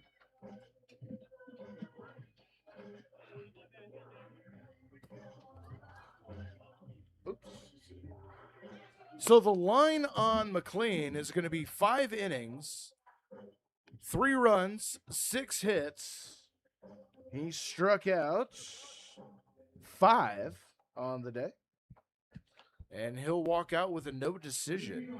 So Tino Masson will take over the responsibilities for the Skunks as Justin Gladfelter stands in. 1 for 2 on the day. He singled back in the third and scored. He's also flown out to right field. I gotta say, I like how you conduct these interviews, especially when you don't have the questions. I don't know what I'm talking about. I just like to ask questions that I think would be interesting or hope would be interesting. First pitch was a ball. So 1-0 is the count. That pitch comes in and misses as well. 2-0. We'll see if Masson can get into the strike zone here. Pitched good against Newark in his last time out. He's had a good couple of appearances. It's been a few days since he's had any game action, so coming out a little while. Quickly 3-0. Yeah, that Newark game was last week, and it is Wednesday. Is it Wednesday? No, it's two. It is. Yeah, it is. Oh my goodness, I don't even know what day it is anymore. That one was in there for a strike. Of course, to be honest, I haven't known what day it was since COVID hit. That threw us all off. Oh yeah. That one down the pipe, 3-2, and Masson finding his way back in. It's funny you mentioned that COVID year. Never really finished my 8th grade, technically. Oh, I thought you were going to say you never finished COVID. Huh? 7 years. So that one's fouled off and out of play. We'll do 3-2 all over again. Just a reminder, we're back on the road tomorrow, Thursday, June 11th in Batavia. That game will be on the YouTube for the Jamestown Tarp Skunks. Friday in Geneva, that'll be on the Geneva Red Wings YouTube only. And you can catch replays of the games we broadcast the next day on 107.9 WRFA. And Gladfelter just going to keep fouling these off. Good job trying to protect. Nice little battle here to open up the top of the 6th inning. Masson kicks and throws. Another foul off. That one could be a souvenir for somebody's pet.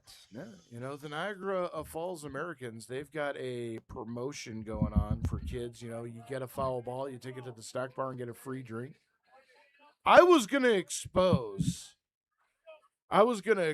it all in Niagara Falls, but I didn't want to do it then. There's another pop foul off to the right. That one's going to go out of play. Muncie giving chase, but just out of his reach. Okay, we're going to spill it all in Niagara Falls. Talking about about how you're going to cheat the system. Always got to work the system. You have to have an angle. You got to exploit the win in your favor. It's like blackjack. It's not illegal to count cards. It's just not encouraged. That is true. 3-2. Oh, a half swing. Did he go? Yes, he did. Ring him up. Ball in the dirt. They have to throw to first, and a collision, and they got him. Oh, my goodness. Okay. Yeah, we are definitely in Twilight Zone territory here. Okay, so for everybody who is confused, it was a strike 3 call on the swing from the first base umpire, but it was a drop 3rd strike. So Gladfelter ran, threw on a Muncie, and it was a collision at first, but Gladfelter is out. Yeah, so a strikeout 2-3 on the putout, and, you know, the important thing is everyone's okay. Yeah. As Derek Esmondi stands in, that had the potential to do some damage, so hopefully everyone's all right. As there's a drive out into right center field that's going to fall right in front of Moore for a base hit, so a 1-out single for the Americans. Yeah, this has been a weird game, to be honest. A lot of things that you would not normally see in a baseball game. But that's what you just got to love about baseball. Well, I mean, first and foremost, we're in the 6th inning. We haven't even hit the 2-hour mark of the ball game yet. I don't remember the last time that's happened this season. Well, it hasn't happened here, but it did happen in Niagara against the Ironbacks, where the Tarp Skunks won 2-1.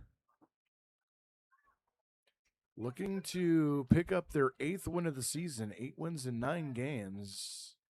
They are in a pretty good battle with the Niagara Falls Americans as that one's fouled off. And what do you think? The Niagara Falls Americans have a little bit of an axe to grind after the blowout rainout last week. Yeah, I was thinking about that. I think there's definitely they want to come back and win this game. We don't know if they could have come back and won or not. It was going to be that kind of game, but as a ball player, you hate to have that happen. Ooh, that one just missing outside 2-1. That was a good job by Heath Fetchick to frame it, but unfortunately he didn't get the call. Yeah, I was trying to figure out where it missed there for a second. 2-1.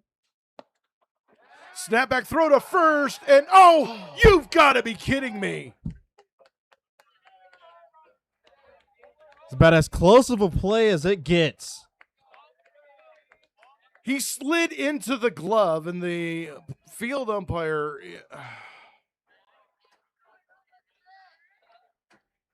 I don't know. That is the second call that has been questionable this game. 2-2.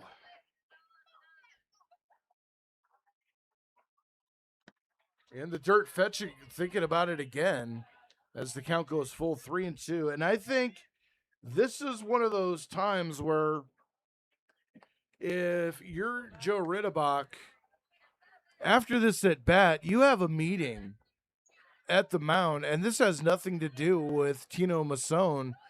You got to get you got to get everybody on that diamond back on the same page. Frustration seems to be boiling over a little bit, and everybody needs to really take a collective deep breath. Well, it does have to be frustrating. I mean, you go to Niagara Falls and blow them out. Ground ball to first, past Muncie into right field, a base hit. Holding at second will be Gismondi. So 2 on, 1 out, and that's going to bring up Dominic Zangardi. I was going to say, it does have to be frustrating. You go to Niagara Falls, blow them out, and then now we're back in Diethrick and having a hard time trying to figure them out. Only able to put up 3 runs. That's you have to kind of be careful thinking about, hey, we beat them by 8 runs or whatever the last time. Should be that easy. Again, it's the early on in the season as that one misses for a ball 1-0. It's early on in the season. A lot of these guys are still trying to figure things out.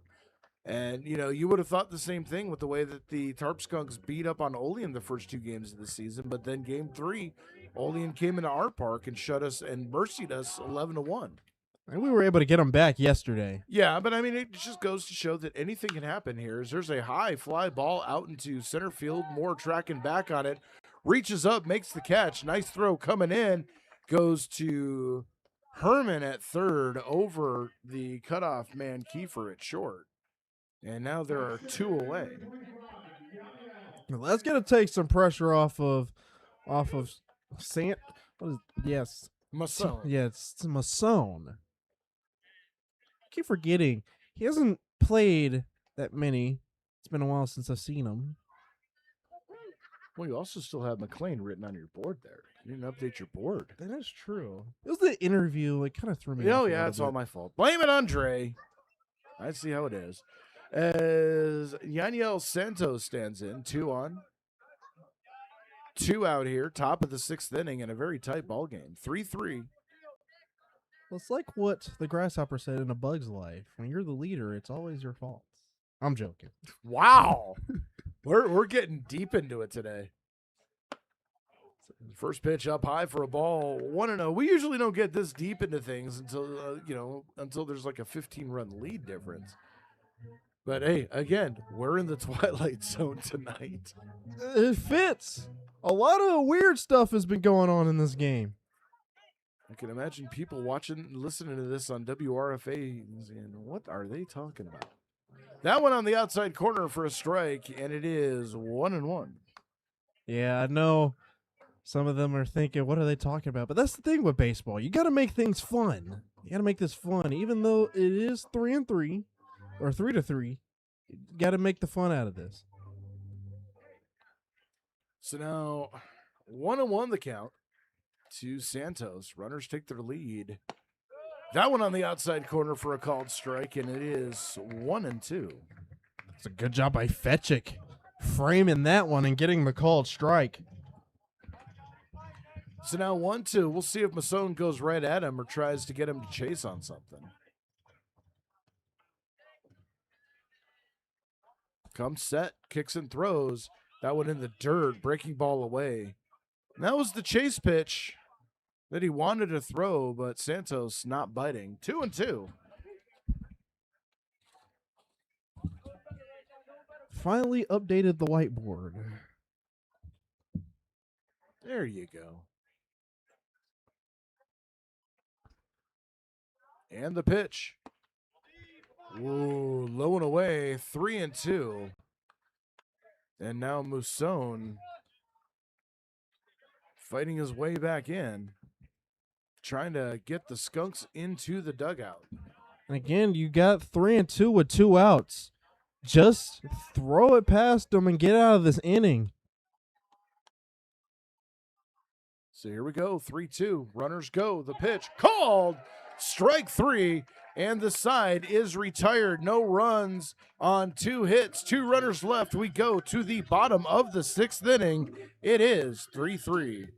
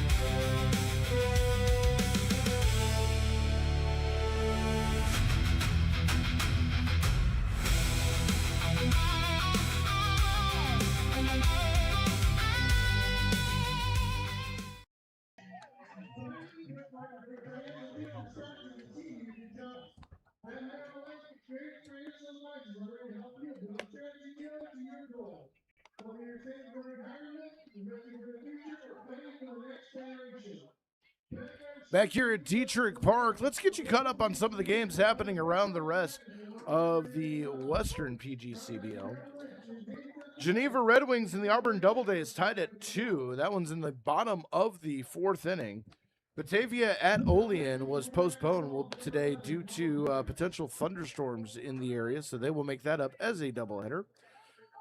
Elmira Pioneers 8-3 over the Newark Pilots, bottom of the 4th inning. Over in the Eastern Division, Anianta and Glens Falls postponed. It is the Amsterdam Mohawks 6-2 over the Utica Blue Sox, and Socrates trailing the Mohawk Valley Diamond Dogs 5-4.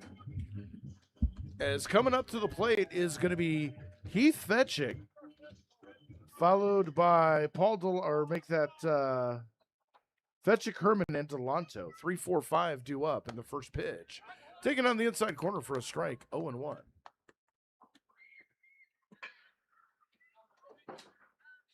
Hopefully we can get a name on this new pitcher. Working on it as there's a ground ball to second. picked up, throw on to first, and quickly one away. Yeah, that one was hit straight to the second baseman. Unfortunately, Fetchick doesn't have the speed to beat it out, so it's a quick out for the Americans. So 4-3 on the putout as Blake Herman stands in. That one down low for a ball, 1-0. Herman is a guy we talk about all the time who has that sneaking power. That one on the outside corner for a strike, 1-1. For Blake Herman, leads the team in hit by pitch, which is definitely not a category that you want to go brag about at home. That one bouncing in the dirt, 2-1. Well, when you're the pitcher or when you're Blake Herman? When you're Blake Herman, I mean, you don't get a trophy at the end of the season for most hit by pitches. As that one down for a ball, 3-1. Although I would love to see that trophy. I mean, but that just goes to show that he's not afraid of the ball, though. Oh, no. I mean, not taking anything away from that. It's just, you get your silver slugger, you get your golden glove. What would that trophy look like? Because that went inside for a ball, and Herman draws the one-out walk. This copyrighted broadcast of the Tarp Skunks baseball is presented by authority of the Jamestown Tarp Skunks and is intended for the private, non-commercial use of our audience. Any rebroadcast, retransmission, or other uses of the descripts or account of this game without the express written consent of the Jamestown Tarp Skunks is prohibited. So don't do it, or Dragonus will get you. And who knows what will happen next. Not much. As a passed ball gets behind the catcher, Herman turns the corner at second. He's heading to third. Here comes a throw, and it is not in time, too high. Blake Herman going from first to third on a passed ball. That is base running aggressiveness at its best.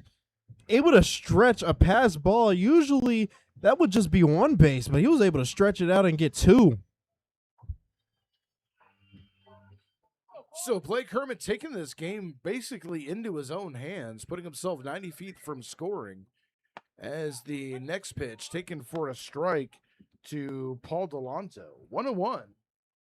Well, that should help out the morale. I mean, you put Paul Delanto in a better situation here. Paulie D with the power, get one out to the outfield, and a run scores. Swing and a miss, and that's exactly what he was thinking. Unfortunately, he just stretched out and reached for it. So now back against the wall in a bit of a hole here, trying to get out of it, trying to get that run in from third in a 3-3 ball game. Still no action out in the Tarp Skunks bullpen, so it'll be Tino Masson coming out for the seventh. That one up and away. And you have to think if the Skunks are able to get a run or two and go into the later innings with the lead, Chase Barron's going to be lurking in that bullpen. Yes, he has proven to be the closer. Another foul back. And 2-2 all over again. Again, Chase Barron, not only that, he can get you out of a jam. He's done that before, getting out of bases loaded situations. And the way, Chase has been pitching and like after every strikeout circles the mound, he's got that dog in him. That closer mentality, Dennis Eckersley, Rod Beck. Line drive into left field. That is a base hit. Coming in to score is Blake Herman, and the Skunks take a 4-3 lead. And that's the momentum that you needed. Paul Delanto being able to erase this mini slide at the plate with an RBI. Now 2 for 3 on the day with that RBI, and that is going to bring up Justin Bremner. Now, way to say welcome to Jamestown if he's able to drive this one into the gap. Oh, he's ready. You can see it the way he's standing at the box. First pitch, outside for a ball, 1-0. The center field is out in the center field bullseye. Left field is playing about 15 feet from the warning track. Right field is shallow. Oh, yeah. Right in center field didn't get the scouting report. Is that one taken for a strike? 1-1. Yeah, I don't think they did. But again, Bremner, this is his second game. He only had 2 at-bats in the last game.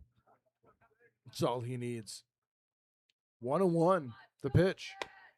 That one on the inside corner, delayed steal, and it caught Snooze sleeping behind home plate, no pun intended, as Delanto heads up on the base running, gets himself into second base. I like that. First of all, I like that punt. That pun, Snooze, and caught him sleeping. But yeah, he didn't realize Paul Delanto was on the run. That one catches the outside corner for a strike, 2-2, and you can see Bremner not liking that one. And this home plate umpire has been calling a bit of a wider strike zone Always can appreciate that. on the edges. Not so much top and bottom, but definitely on the edges. 2-2. Swing and a miss. Ball in the dirt. Have to throw down to first. And the strikeout complete. 2-3. 2 down. And that will bring up Nate Muncy. Yeah, Weiss had to stretch up and grabbed it. It was a pretty high throw to first.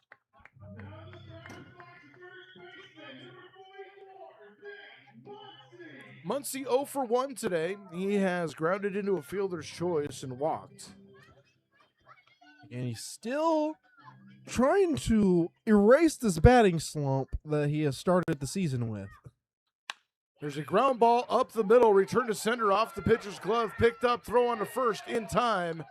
And the inning is over, but the Tarp Skunks get 1-on-1 hit. We go to the bottom, or top of the 7th inning. It's 4-3 Jamestown.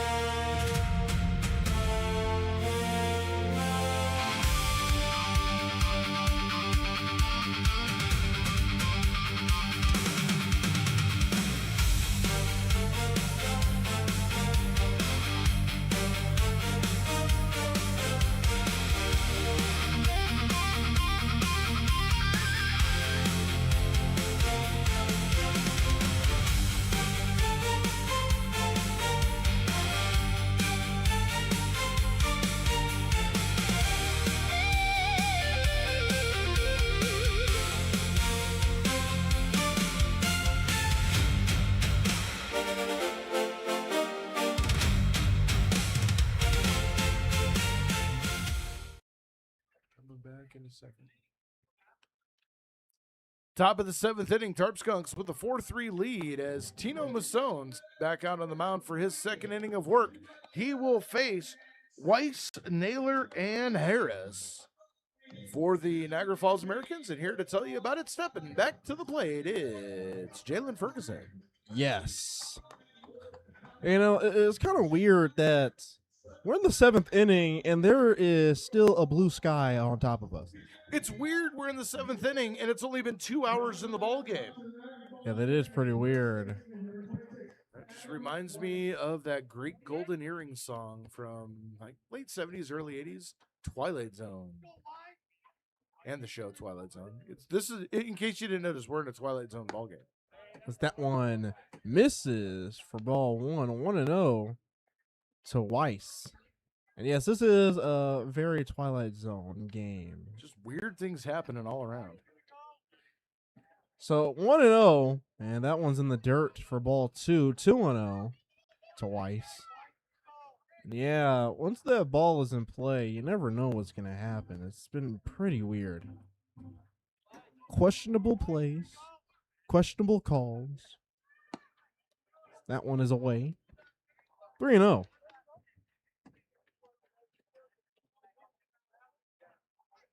So Tino Masson trying to work his way back.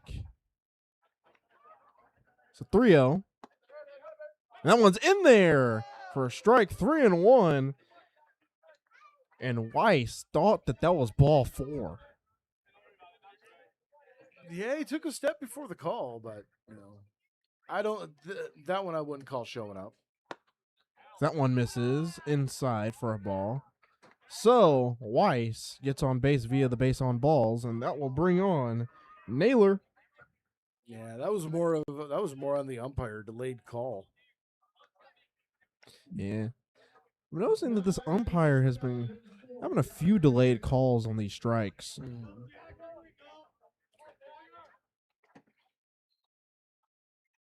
Jaeger Naylor 0 for 2, grounded to second, struck out.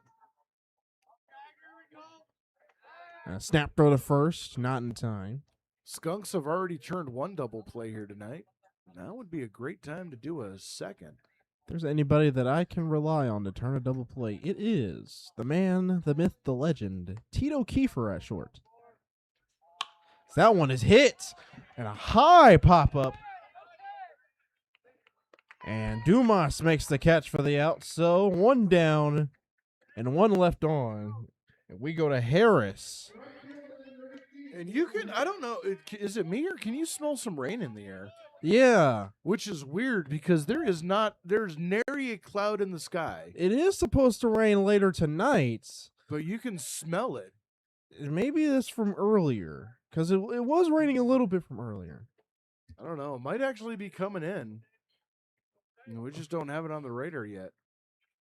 That one in the dirt for ball 1, 1-0. And some people find it weird that some people just can't smell the rain. Well, rain does have a smell. Well, yeah, that's how they sell candles at the dollar store. Snap throw to first, not in time. Bed Bath & Beyond. Saltwater rain mist. They'll sell for like $20 a candle. Ridiculous. 1-0. Inside for a ball. And Heath Fetchick gave Weiss a look at first. Weiss having to dive back. There's, it feels like there's a bit of a breeze coming in, but I'm looking out in center field. Those flags are straight down, so the wind not affecting this flight of the ball here tonight at all. I was going to say the fan next to me, but you can't feel it. That one is in there for a strike. I don't know. Can you feel this fan next to me? Probably not. Maybe I'm getting a little bit of residual or something. I'm not sure, but there definitely feels like a little bit of a change in the air. And that could have an effect on the ball game at some point. 2-1 the count. And that one just misses for a ball. 3-1. That was a good spot.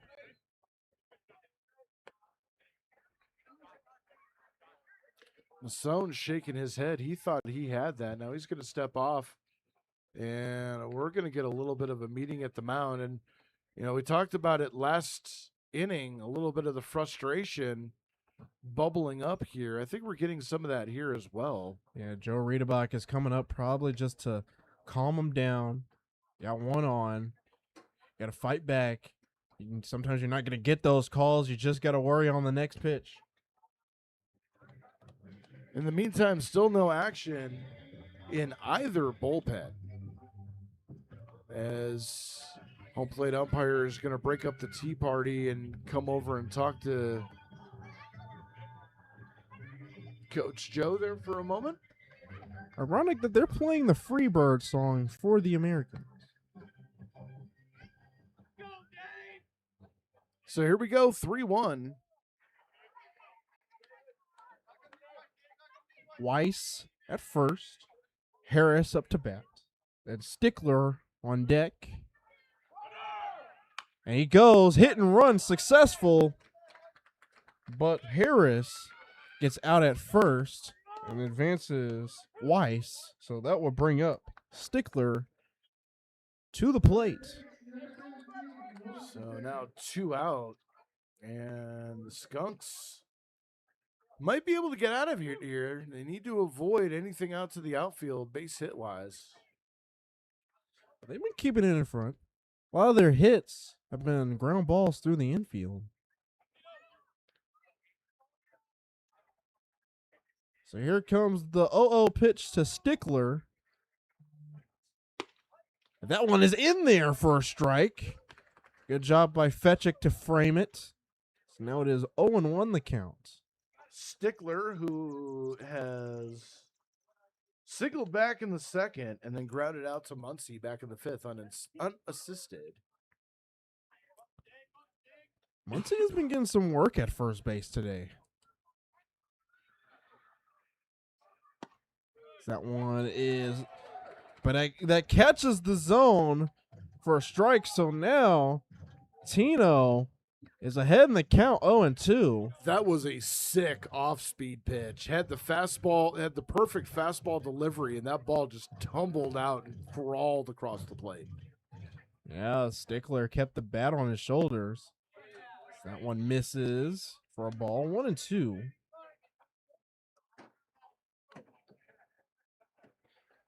Snooze is on deck. He could be next.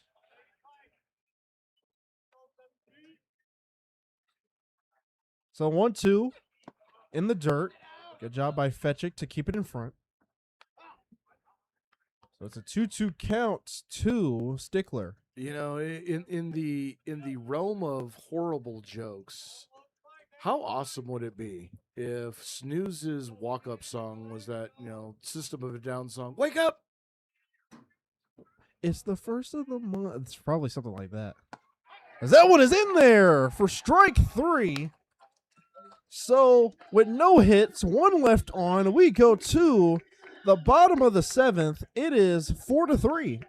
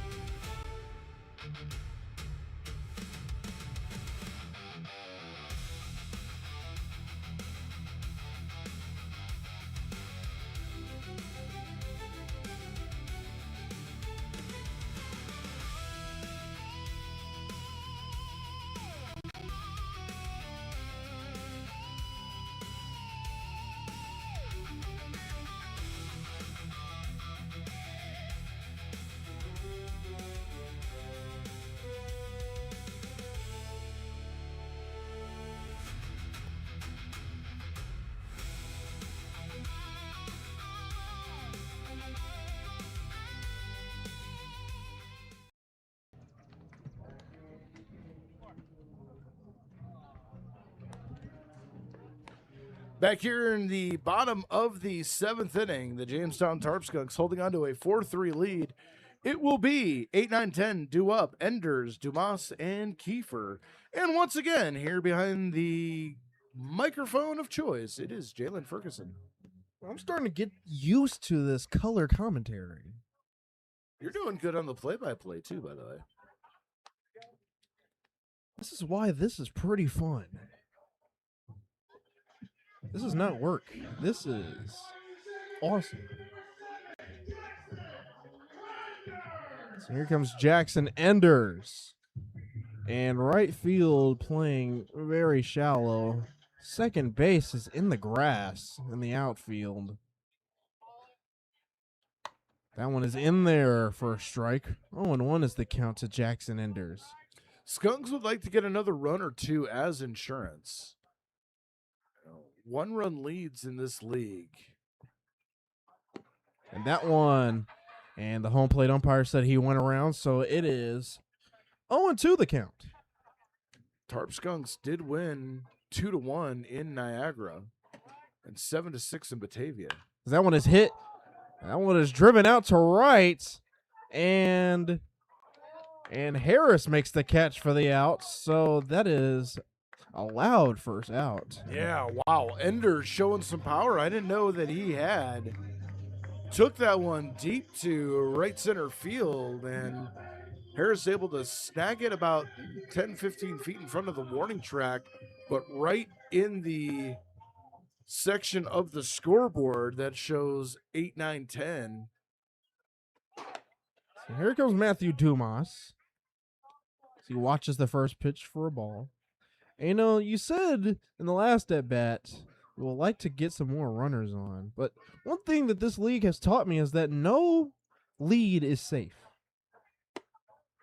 That one is up and away for a ball, 2-0. I think truer words have never been spoken. And that's one of the things that I think I enjoy about this league is that nothing is predictable. That one is in the dirt, 3-0. And Matthew Dumas really wants to get on base. You know, yes. And yesterday, even though they won, they were leading most of the game. That lead was still not safe. But that one is missed for a ball, and Dumas gets on first. And we go to the bottom of the lineup, Kiefer. Nice little 4-pitch walk with one out. And we've seen what Dumas can do on the base paths. He is a disruptor.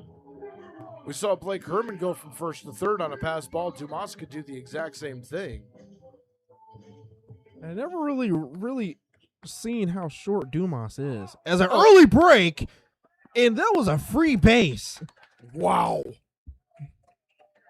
Dumas just said, you know what, I'm taking this. Even before he started his windup or his pitch out of the stretch, he was already 2/3 of the way to second base. And so the second pitch was for a ball. As on the steal, that was also a ball. So 2-2. And yeah, that was an early break. He was gone before the pitcher even knew it. That was a little league stolen base. That one is in there for a strike, 2-1. And what I mean by that, before anyone takes offense to it, is that I've seen, in Little League, you get those kids that are that extra aggressive and they'll just take off just to create chaos and confusion. And that's exactly what happened right there. That one is in there. So now it is 2-2 the count to Tito Kiefer. Kiefer is going to have to swing eventually.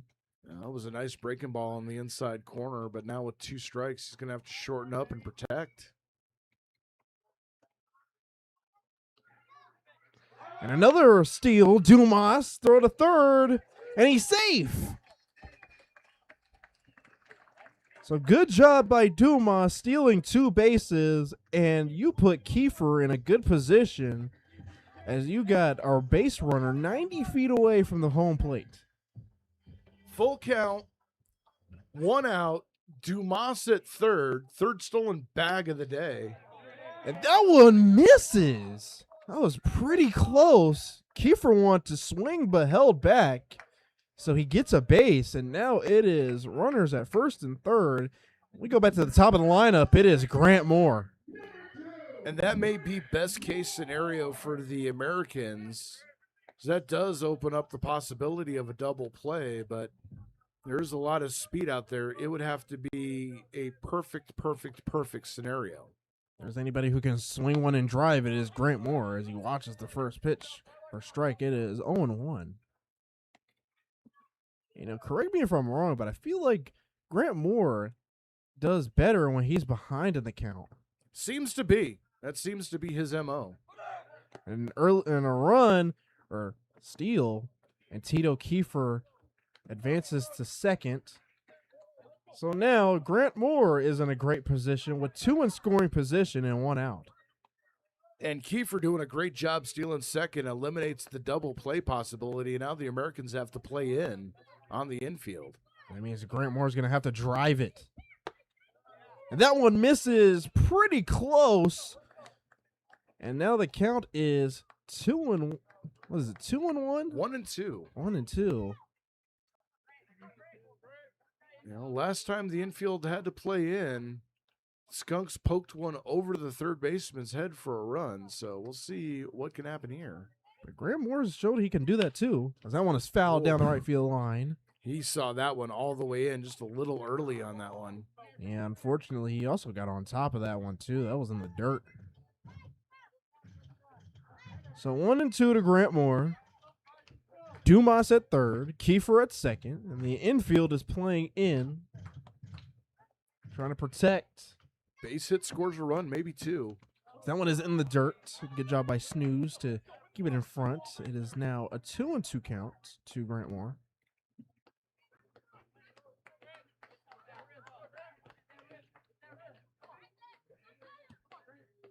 Eric Weeks on deck.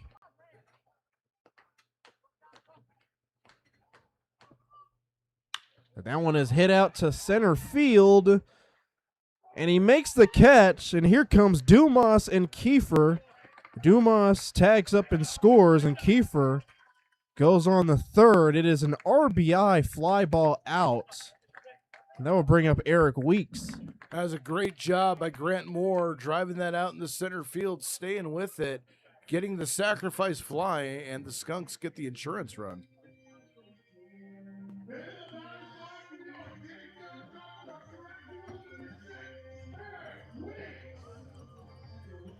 So here comes Eric Weeks. Got Kiefer at third. He's a guy who can drive in runs. So that one is outside for a ball. 1 for 3 with an RBI today so far for Weeks. He could come in clutch. Back in the Batavia game, Oh, yeah. hit the tying run. As that one is hit. Oh! And that one was snagged by the third. No. Oh, no, they got past him. So that one was a hard hit past third base. Tito Kiefer is going to come around to score. It is now a 6-3 ball game. And that will bring up Heath Fetchick. You know, I got fooled there for a second, too. I thought it was a great stab, and then out of the corner of my eye, I saw something white and round bouncing out to left field, and wow. That was bang, bang right there. Stickler made a motion. I thought he had it, but no. So Heath Fetchick watches the first pitch for a ball.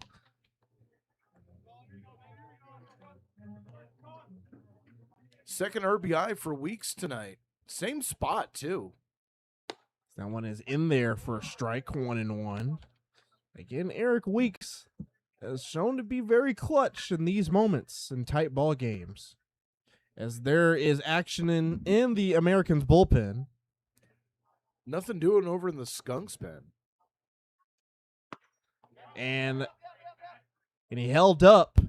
So it is 2 on the count. And see, that's a scenario where I'm surprised that they didn't appeal to the umpire on the first base side of the field. He might have had a better vantage point, but no appeal. So 2-1. That one is hit back up the middle. And a diving effort and tumbles on top of second base. And that will end the inning. So no hits. 2 runs have came across. We go to the top of the 8th. It is 6-3.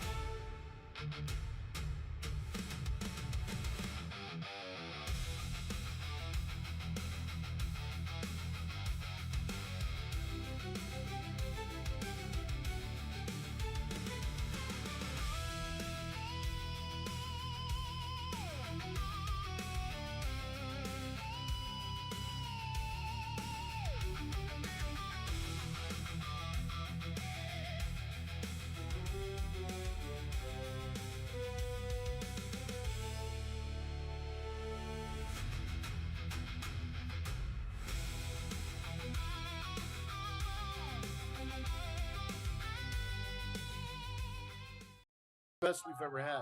As we head back here to Diethrick Park, Tarp Skunks with a 6-3 lead. We send it up to the top of the 8th inning. And it will be due up for the Niagara Falls Americans. 10-1-2, snooze. Then back to the top of the order for Gladfelter and Gesmondi. I'd like to remind you we are on the road again tomorrow at Batavia, 6:30 for the first pitch, 6:25 going live on the YouTube. And then Friday at Geneva. That game will be on the Geneva Red Wings YouTube channel. Back here Saturday and Sunday as the Skunks, 3 games in 2 days, the doubleheader against the Elmira Pioneers on Sunday. You are not going to want to miss that. Make your plans to come out to the ballpark this weekend and support your Jamestown Tarp Skunks. So it looks like we got a new pitcher on the mound, and that looks like Joe Man Santos. Let's get you the line on Santos here. This is his 5th appearance. Comes in no record, no ERA, 6 1/3 innings pitched, giving up 2 hits, struck out 6, walked 4. Opponents are only hitting 100 against him, and he has a 0.98 whip. So rather impressive left-hander. He will start against the bottom of the order, and here to tell you about it is Jalen Ferguson. And I could be wrong, but I think if based on how this ball game goes, Santos might be getting the close on this one. Could be. I'll keep my eye on the bullpen in the bottom of the 8th inning. Santos just as deserving, pitches just as well as Barron. So the first pitch from Santos, swing and a miss. And so the first pitch for Joe Man Santos is a strike.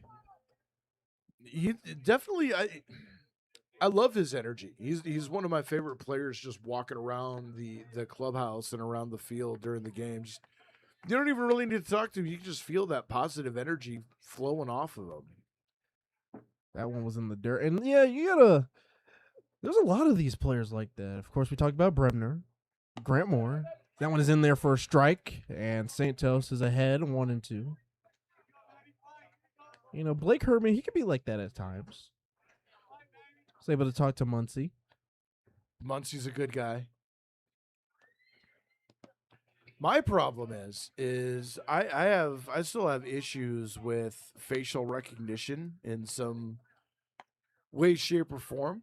And half the time, the only reason I can remember some of these players is when they're wearing their jerseys. I can put their names and numbers together. It's just faces and names sometimes are a little hard for me. That one is up for ball. The last pitch was in the dirt for a ball. So 3-2. Yeah, but Muncie is a guy that I know, can recognize by face. Fetchick. I haven't had as many opportunities to interact with the guys as you have. And Santos walks the first batter he sees. And that will bring us back to the top of the lineup. It is Justin Gladfelter. You know, I gotta agree with you. Some of these players, I usually don't recognize them unless if they're in full uniform. Like Kiefer has the pink tape. Dumas, well, he's not as tall as a lot of these players. He let his hair grow out too. He did. That threw me when I saw him. I was just like, wow. I didn't know he could grow hair that long. That one misses for a ball. Last year, rocking the flat top. Well, I wouldn't say flat top, just buzz cut all the way around. We also talk about energies. Paul Delanto is just a real fun guy. That one snapped to the first, not in time. A lot of these guys play poker. I would love to be on a fly on the wall for that poker game. That doesn't surprise me.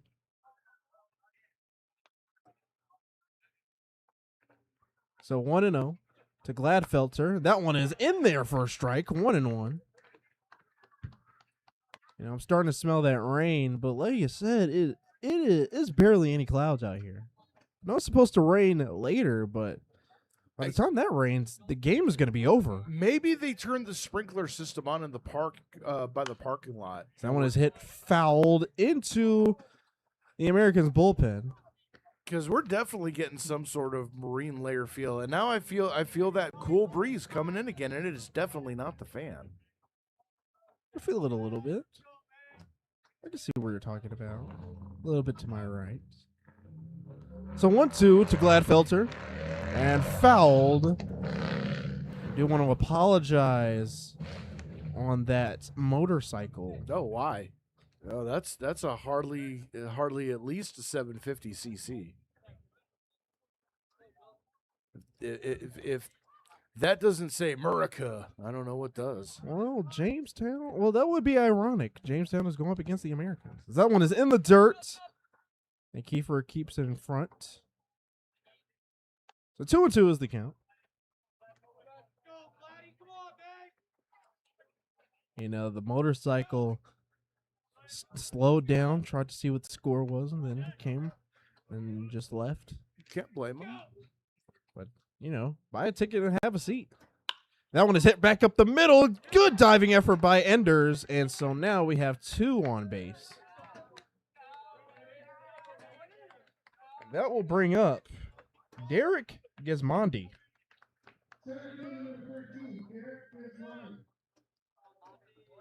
You got to say, that was a pretty close effort by Jackson Enders. Unfortunately, was not able to get the stop. Yeah, it was just too hard hit right out of his reach up the middle, but, you know, good effort. Now Santos is going to have a little bit of work to do to get out of this one. As he shows bunt, pulls back.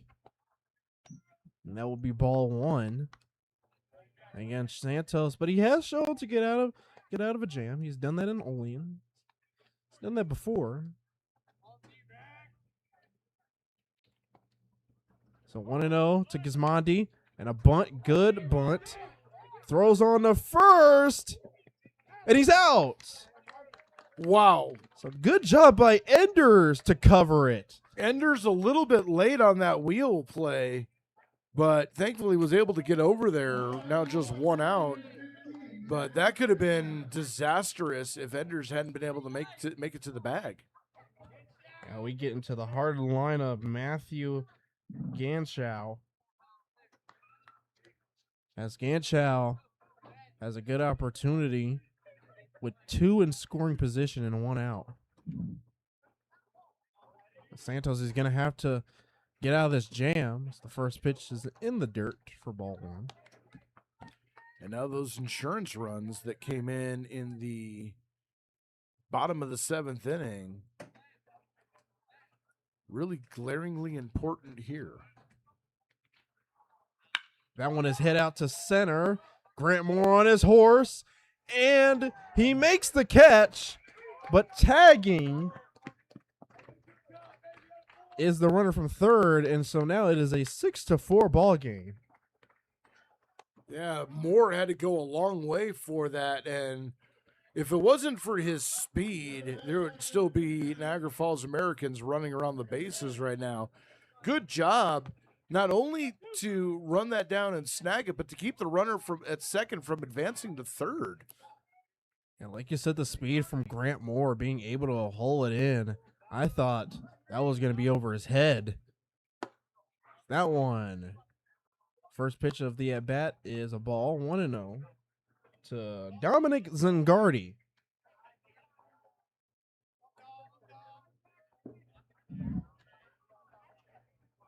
So Ganschow at second. Or no, Ganschow got out. That one is a foul ball. Way out of play. That is Gismondi at second, actually. So 1-1 the count to Zangardi.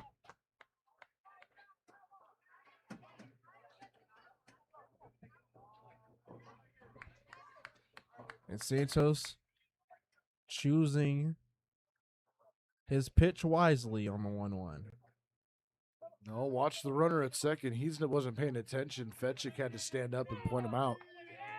Santos has to look back at that runner. Otherwise, you know, you're almost in a Matthew Dumas situation where he can steal a bag on the pitcher without even a glance. So 1-1 the count. That's a long look in, too. That one and that one is that one landed. just behind the press box. Yeah, all the other interns are going to be scrambling for it.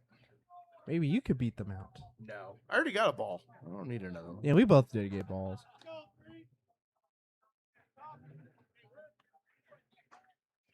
So 1 and 2. Zengardi fighting. Good off speed, but just fouled. So now we're going to do the 1-2 again. And Gladfelter had taken off for third base. Good thing that was a foul ball. Otherwise, that could have been a stolen bag.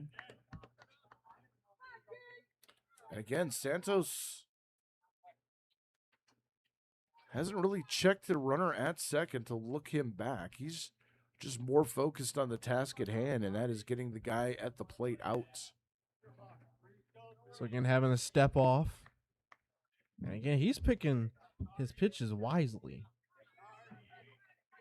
Just to take his time and get this third out.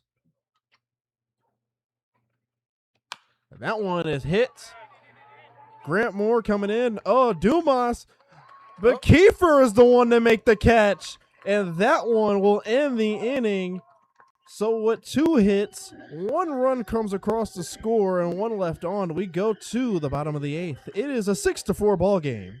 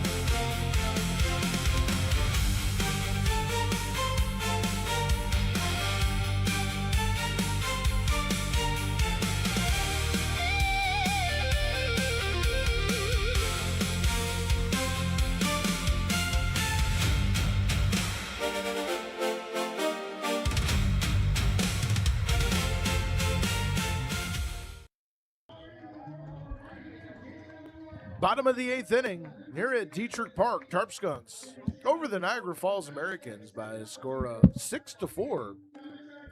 It'll be Blake Herman, Paul Delanto, and Justin Bremner, 4-5-6, due up for the Jamestown Tarp Skunks, as there is a new pitcher on the mound. Don't have his info. I'm trying to get it here. I'll get that to you as soon as I can. But Jalen Ferguson will tell you all about the action. Jalen Ferguson. I wonder who that guy is. You know, some bum I found on the side of the road. I decided to put in the booth with me, I guess. I don't know. Yeah, I don't know who that guy is. I'm going to stop that. Here comes Blake Herman to start it off for the Tarp Skunks.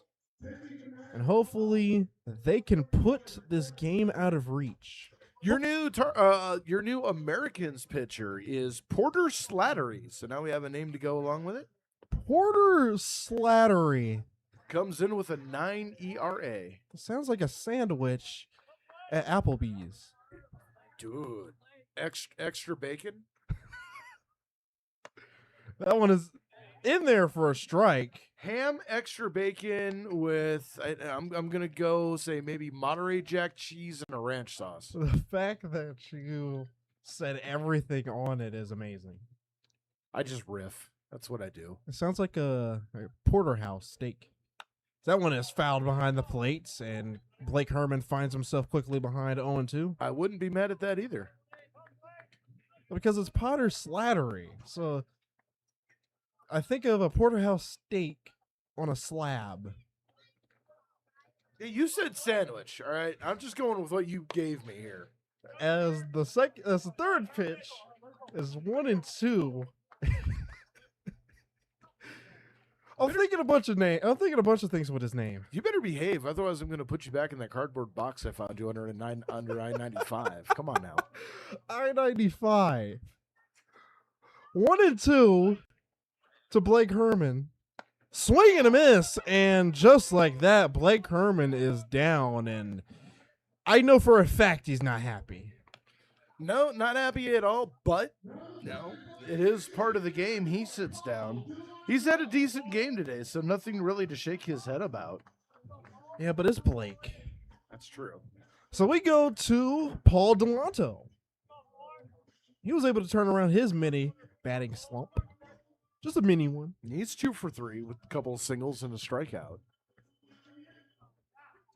So Slattery inside for a ball.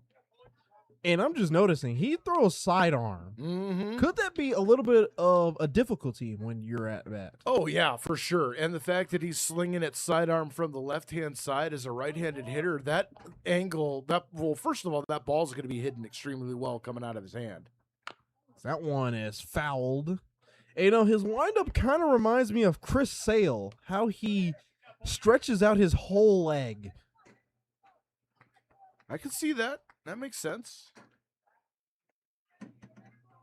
Definitely a deceptive delivery. You're not going to get as long of a look at the ball coming out of the hand as you would say someone with the 3/4 or the over-the-top release. So 1-1 to Delanto in the dirt for a ball. 2-1. But see, that's the other side of that coin right there, though, is that accuracy can be an issue with a side armor. That is true.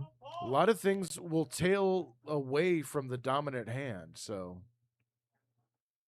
And that one was a good cut, but swung on and missed. And so now Delanto is in an even count, 2-2. That one was gas. That was gas, but Paul Delanto wanted that one. Yep, and again, tailing away from the right-hander. 2-2 to Delanto. Inside for a ball, and that makes the count full, 3-2. And I think that was more of a missed location rather than intending to come on the inside corner. He's been able to dominate this at bat on the outside corner. And I think that's where he wants to live. Delanto, though, scooting in a little bit. And inside for a ball, and Delanto will take his base. And that one will bring up the man, Justin Bremner. Bremner having a rough start to his night, though, but that could all be settled here as we're going to get a pinch runner. I think that's C.J. Dugan. I'm not too sure.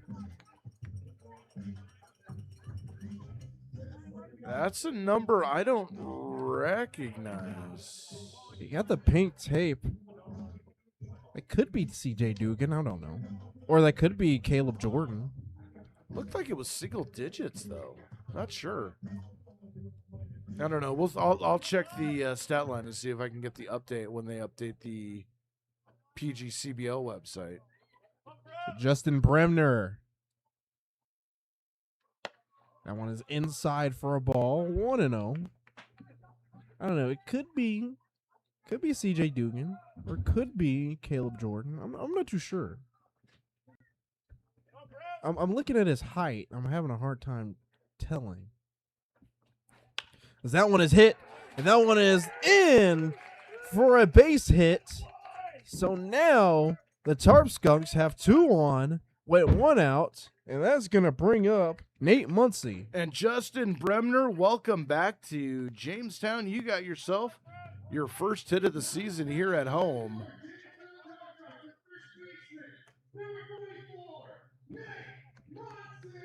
And Nate Muncy looking like he's going to turn around his batting slump. Anthony Traumer is the pinch runner at first base. Or now second, I should say. That one is inside for a ball. And Anthony Traumer, what a day he had at left field yesterday. Yeah, I got to go back and see if I can dig up his highlight. He definitely deserves the recognition from that diving catch. So 1-0. That one misses for a ball. 2-0. For Muncy, A little bit rough today. He's grounded into a fielder's choice. He's walked and grounded out to the pitcher. So 0 for 2 officially. He's going to need to get out of this batting slump that he has started the season with.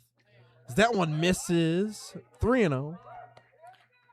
You know, at this point, getting on base, it doesn't break the cold streak. It doesn't improve the batting average, but it doesn't decrease it if you take the walk. That on-base percentage would help. That one misses, and so now forceful of Skunks as Muncie gets on first, and that will bring in the second baseman, Jackson Enders. Forceful of Skunks is a copyrighted, solely owned subsidiary of My Imagination. Now, you feel free. So that means I owe Dre $20,000. Yeah, I'll settle for a 20-ounce Coke. I'm easy. Coke and a smile. Where have I said that? Where have I heard that before? You. That one is in the dirt for a ball. 1-0 is the count. And Slattery is having some problems finding that strike zone. He has worked himself and the Americans into a jam here. Weiss is in the grass. Stickler, same distance from third. Infielders and double play possibility. That one is in there for a strike. 1-1. A Coke and a smile. If you haven't learned anything from Dre, just know that one phrase. Less on the Coca-Cola and more like a 20-ounce Dasani, but That one is fouled down the left field line, and so now Enders is behind the count 1-2. You're gonna settle for a Dasani? look, I drink probably anywhere between 6 to 8 bottles of water a day, 1 cup of coffee in the morning, and then maybe a soda every other day. That one, oh, and he lost the bat on the foul. Ooh, hoping everyone's all right out there. Is that one went into the crowd and retrieved. It looks like it's going to be okay. And they're going to give him some pine tar to put on that one. Wow. Yeah, he's gonna need that pine tar to get his grip. I haven't seen that since 2024.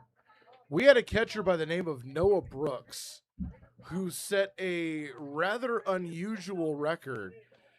2 at-bats, he swung and missed and lost the bat, and he threw 2 runners out at the plate. I had to do some baseball reference research to find out that had never happened in a recorded game before. Swing and a miss, and Enders strikes out. So now that is going to bring up Matthew Dumas. Most important thing, everyone in the stands is okay, so. Yeah, that is good. I mean, in the stands, you already expect foul balls to be hit. But a bat? That is rare enough as it is. That one just missed for a ball. 1-0 is the count. It's worse when you actually, get a flying skunk that actually, running over for a ball and falls over the fence. You can't take the players home. You can take the balls home, but you can't take the players home. 1-0. That one is hit back up the middle. And Gladfelter with the stop throws to second, and he's out. So, with a couple hits, bases are left loaded. We go to the top of the 9th, and hopefully they can get a stop and win the game. We'll come back after this.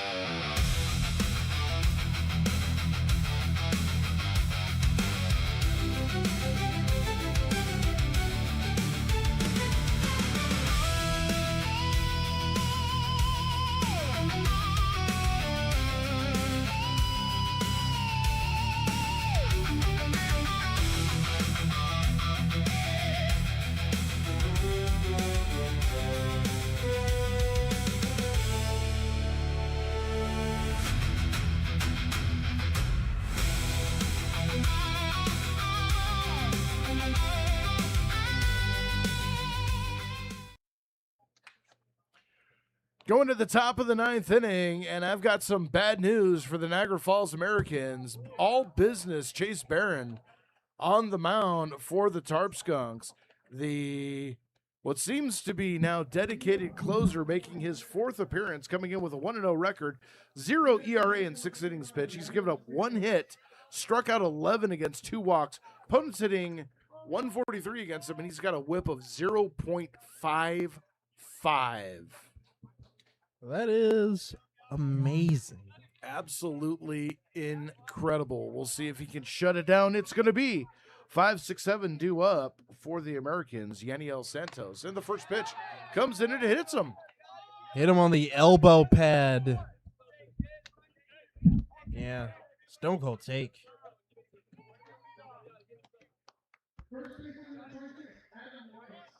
Well, first batter he faces gets on base.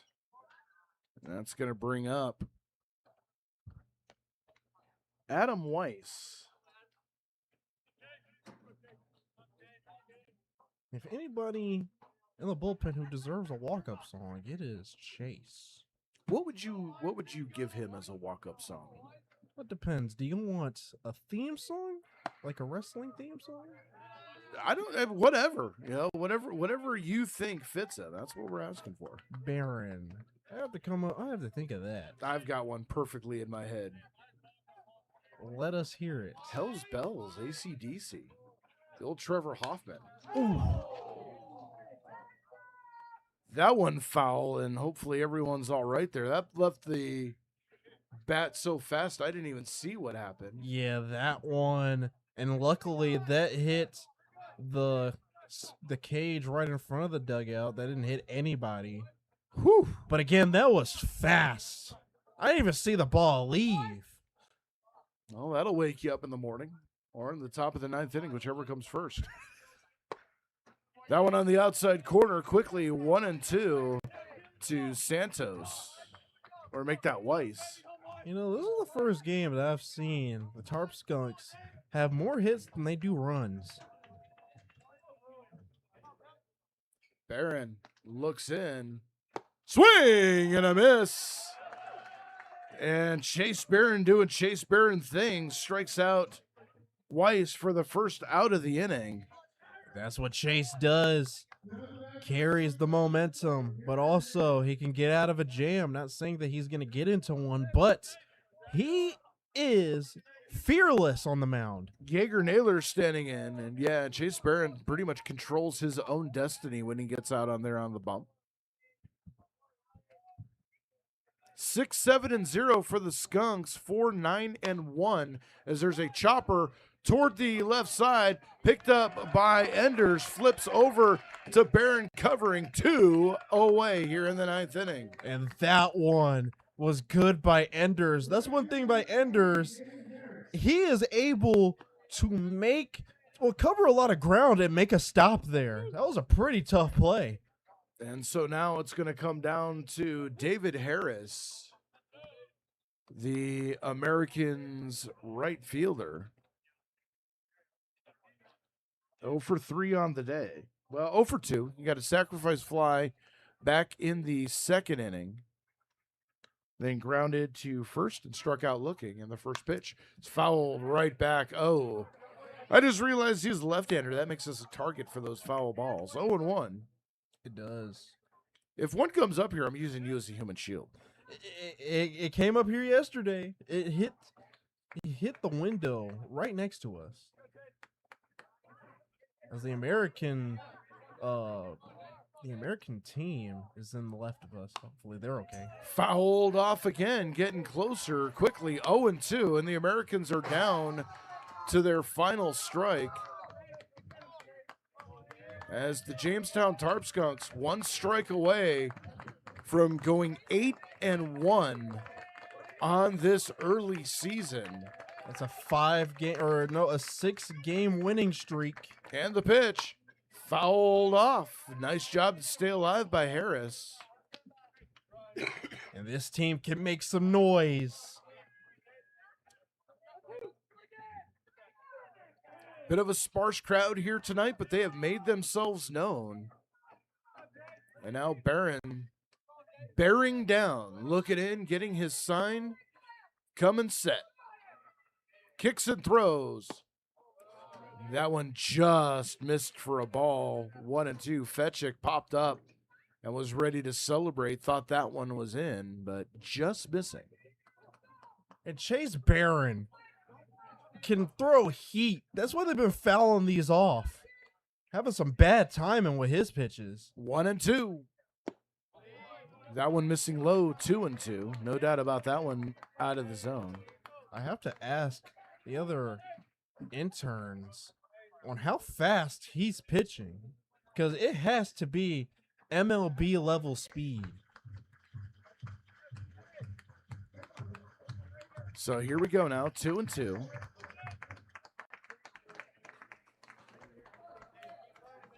Barron locking in. Getting the sign. Harris waving that bat back and forth. 2-2. 2 down. And the pitch coming. Foul right below us, and I jumped about 3 inches to my right. You did. Meanwhile, I stayed stationary. What does that tell you? You're a glutton for punishment.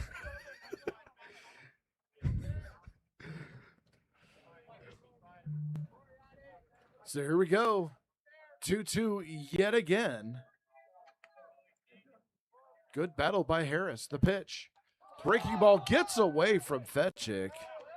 And Santos will go all the way to third. That was a good idea by Chase Barron, but unfortunately the location wasn't there as it got past Fetchick. And so now our runner's at third.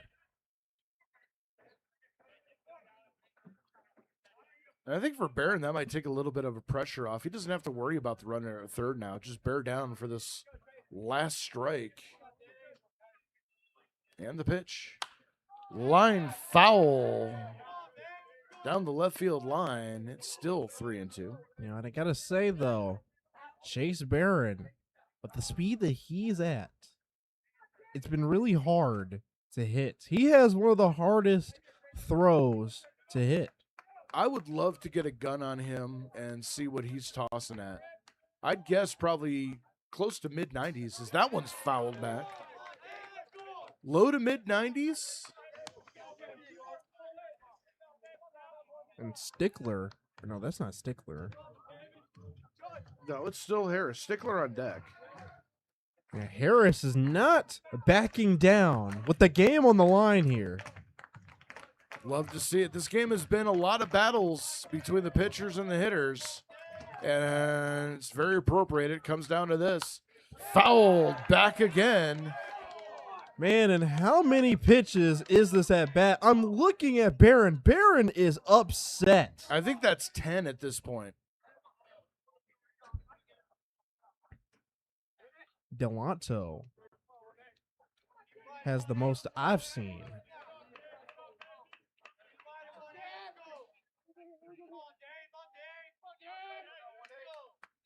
The 3-2. Fouled. Oh, man. And that one almost hit Santos down the line. But here's the thing, though. If Chase Barron is able to get out of this, that would just make the win sweeter.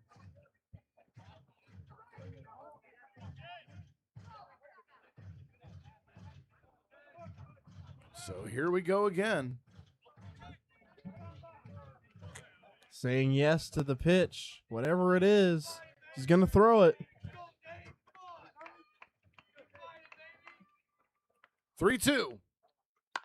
Grounded weakly to first and bobbled by Muncie. The runner comes in to score. It's 6-5.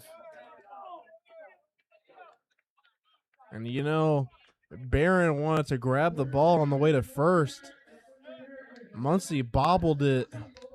So now you got to be in protect mode. You're only up by one here. You're going to have to protect. And I think they're going to give the base hit. That should be a base hit. Yeah. Base hit and an RBI, so That now brings up the right-handed hitter, Logan Stickler. And Barron missing his first pitch for a ball and going out to talk to him was Fetchick. Yeah, Fetchick. I know that last at bat really, well, it drained Chase Barron. That was an 11 pitch at bat. So he's going to have to talk to him, calm him down, and just focus on Stickler. Stickler on the day, 1 for 3 with a strikeout, singled back in the second inning and also grounded out to first unassisted. And the pitch, way off the plate, 2-0. You know, that lefty at bat took a while. So now he's going up against a righty, and both of those pitches were outside. So Barron is going to have to buckle down here. 2-0 the pitch. Chopper foul, and ooh. And that one hit the press box on our right.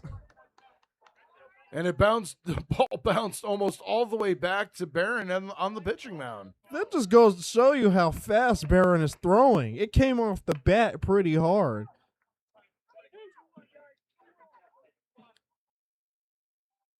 That's 2-1.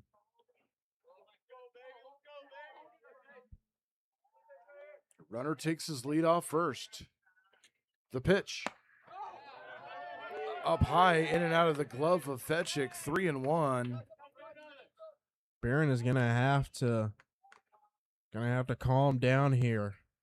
He's got to come back into the strike zone, and if there's anyone that can throw a challenge pitch with confidence, it's him. He needs it right here.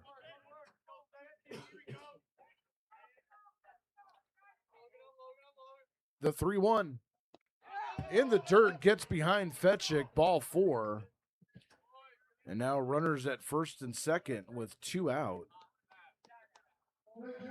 And that's going to bring up CJ Snooze. Now Barron is gonna have to focus on this batter here. And like I said, no lead is safe in this situation. As we're going to get a visit to the mound, Joe Riddebach going to come out there and try to calm things down. No action in the Tarp Skunks bullpen. You know, he had it. He came into this inning with all the momentum, but then good job by Harris to extend that at bat. That's one thing with long at bats, you get into the mind of the pitcher a little bit. Now he's just got to figure things out here, get one more batter, and send the Skunks home with the win. Umpire breaking up the conference at the mound.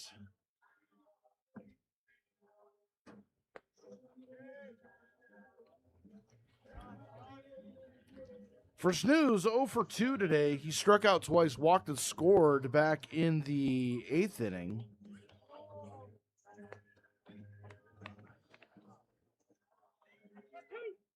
So Barron versus Snooze here in the top of the 9th inning. Tarp Skunks with a 6-5 lead. This has turned into a rather intense moment here at Diethrick Park. The first pitch. Up for a ball, 1-0. Yeah, it has. Thought this would be a clean close, but the Niagara Falls Americans just not willing to die. 1-0. And the pitch.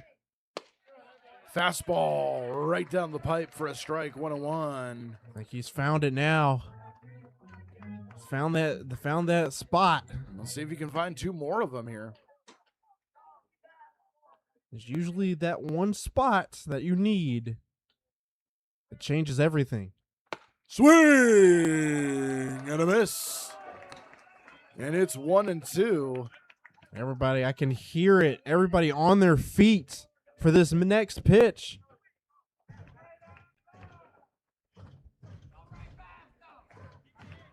So here we go. 1-2. Fastball moment coming up here.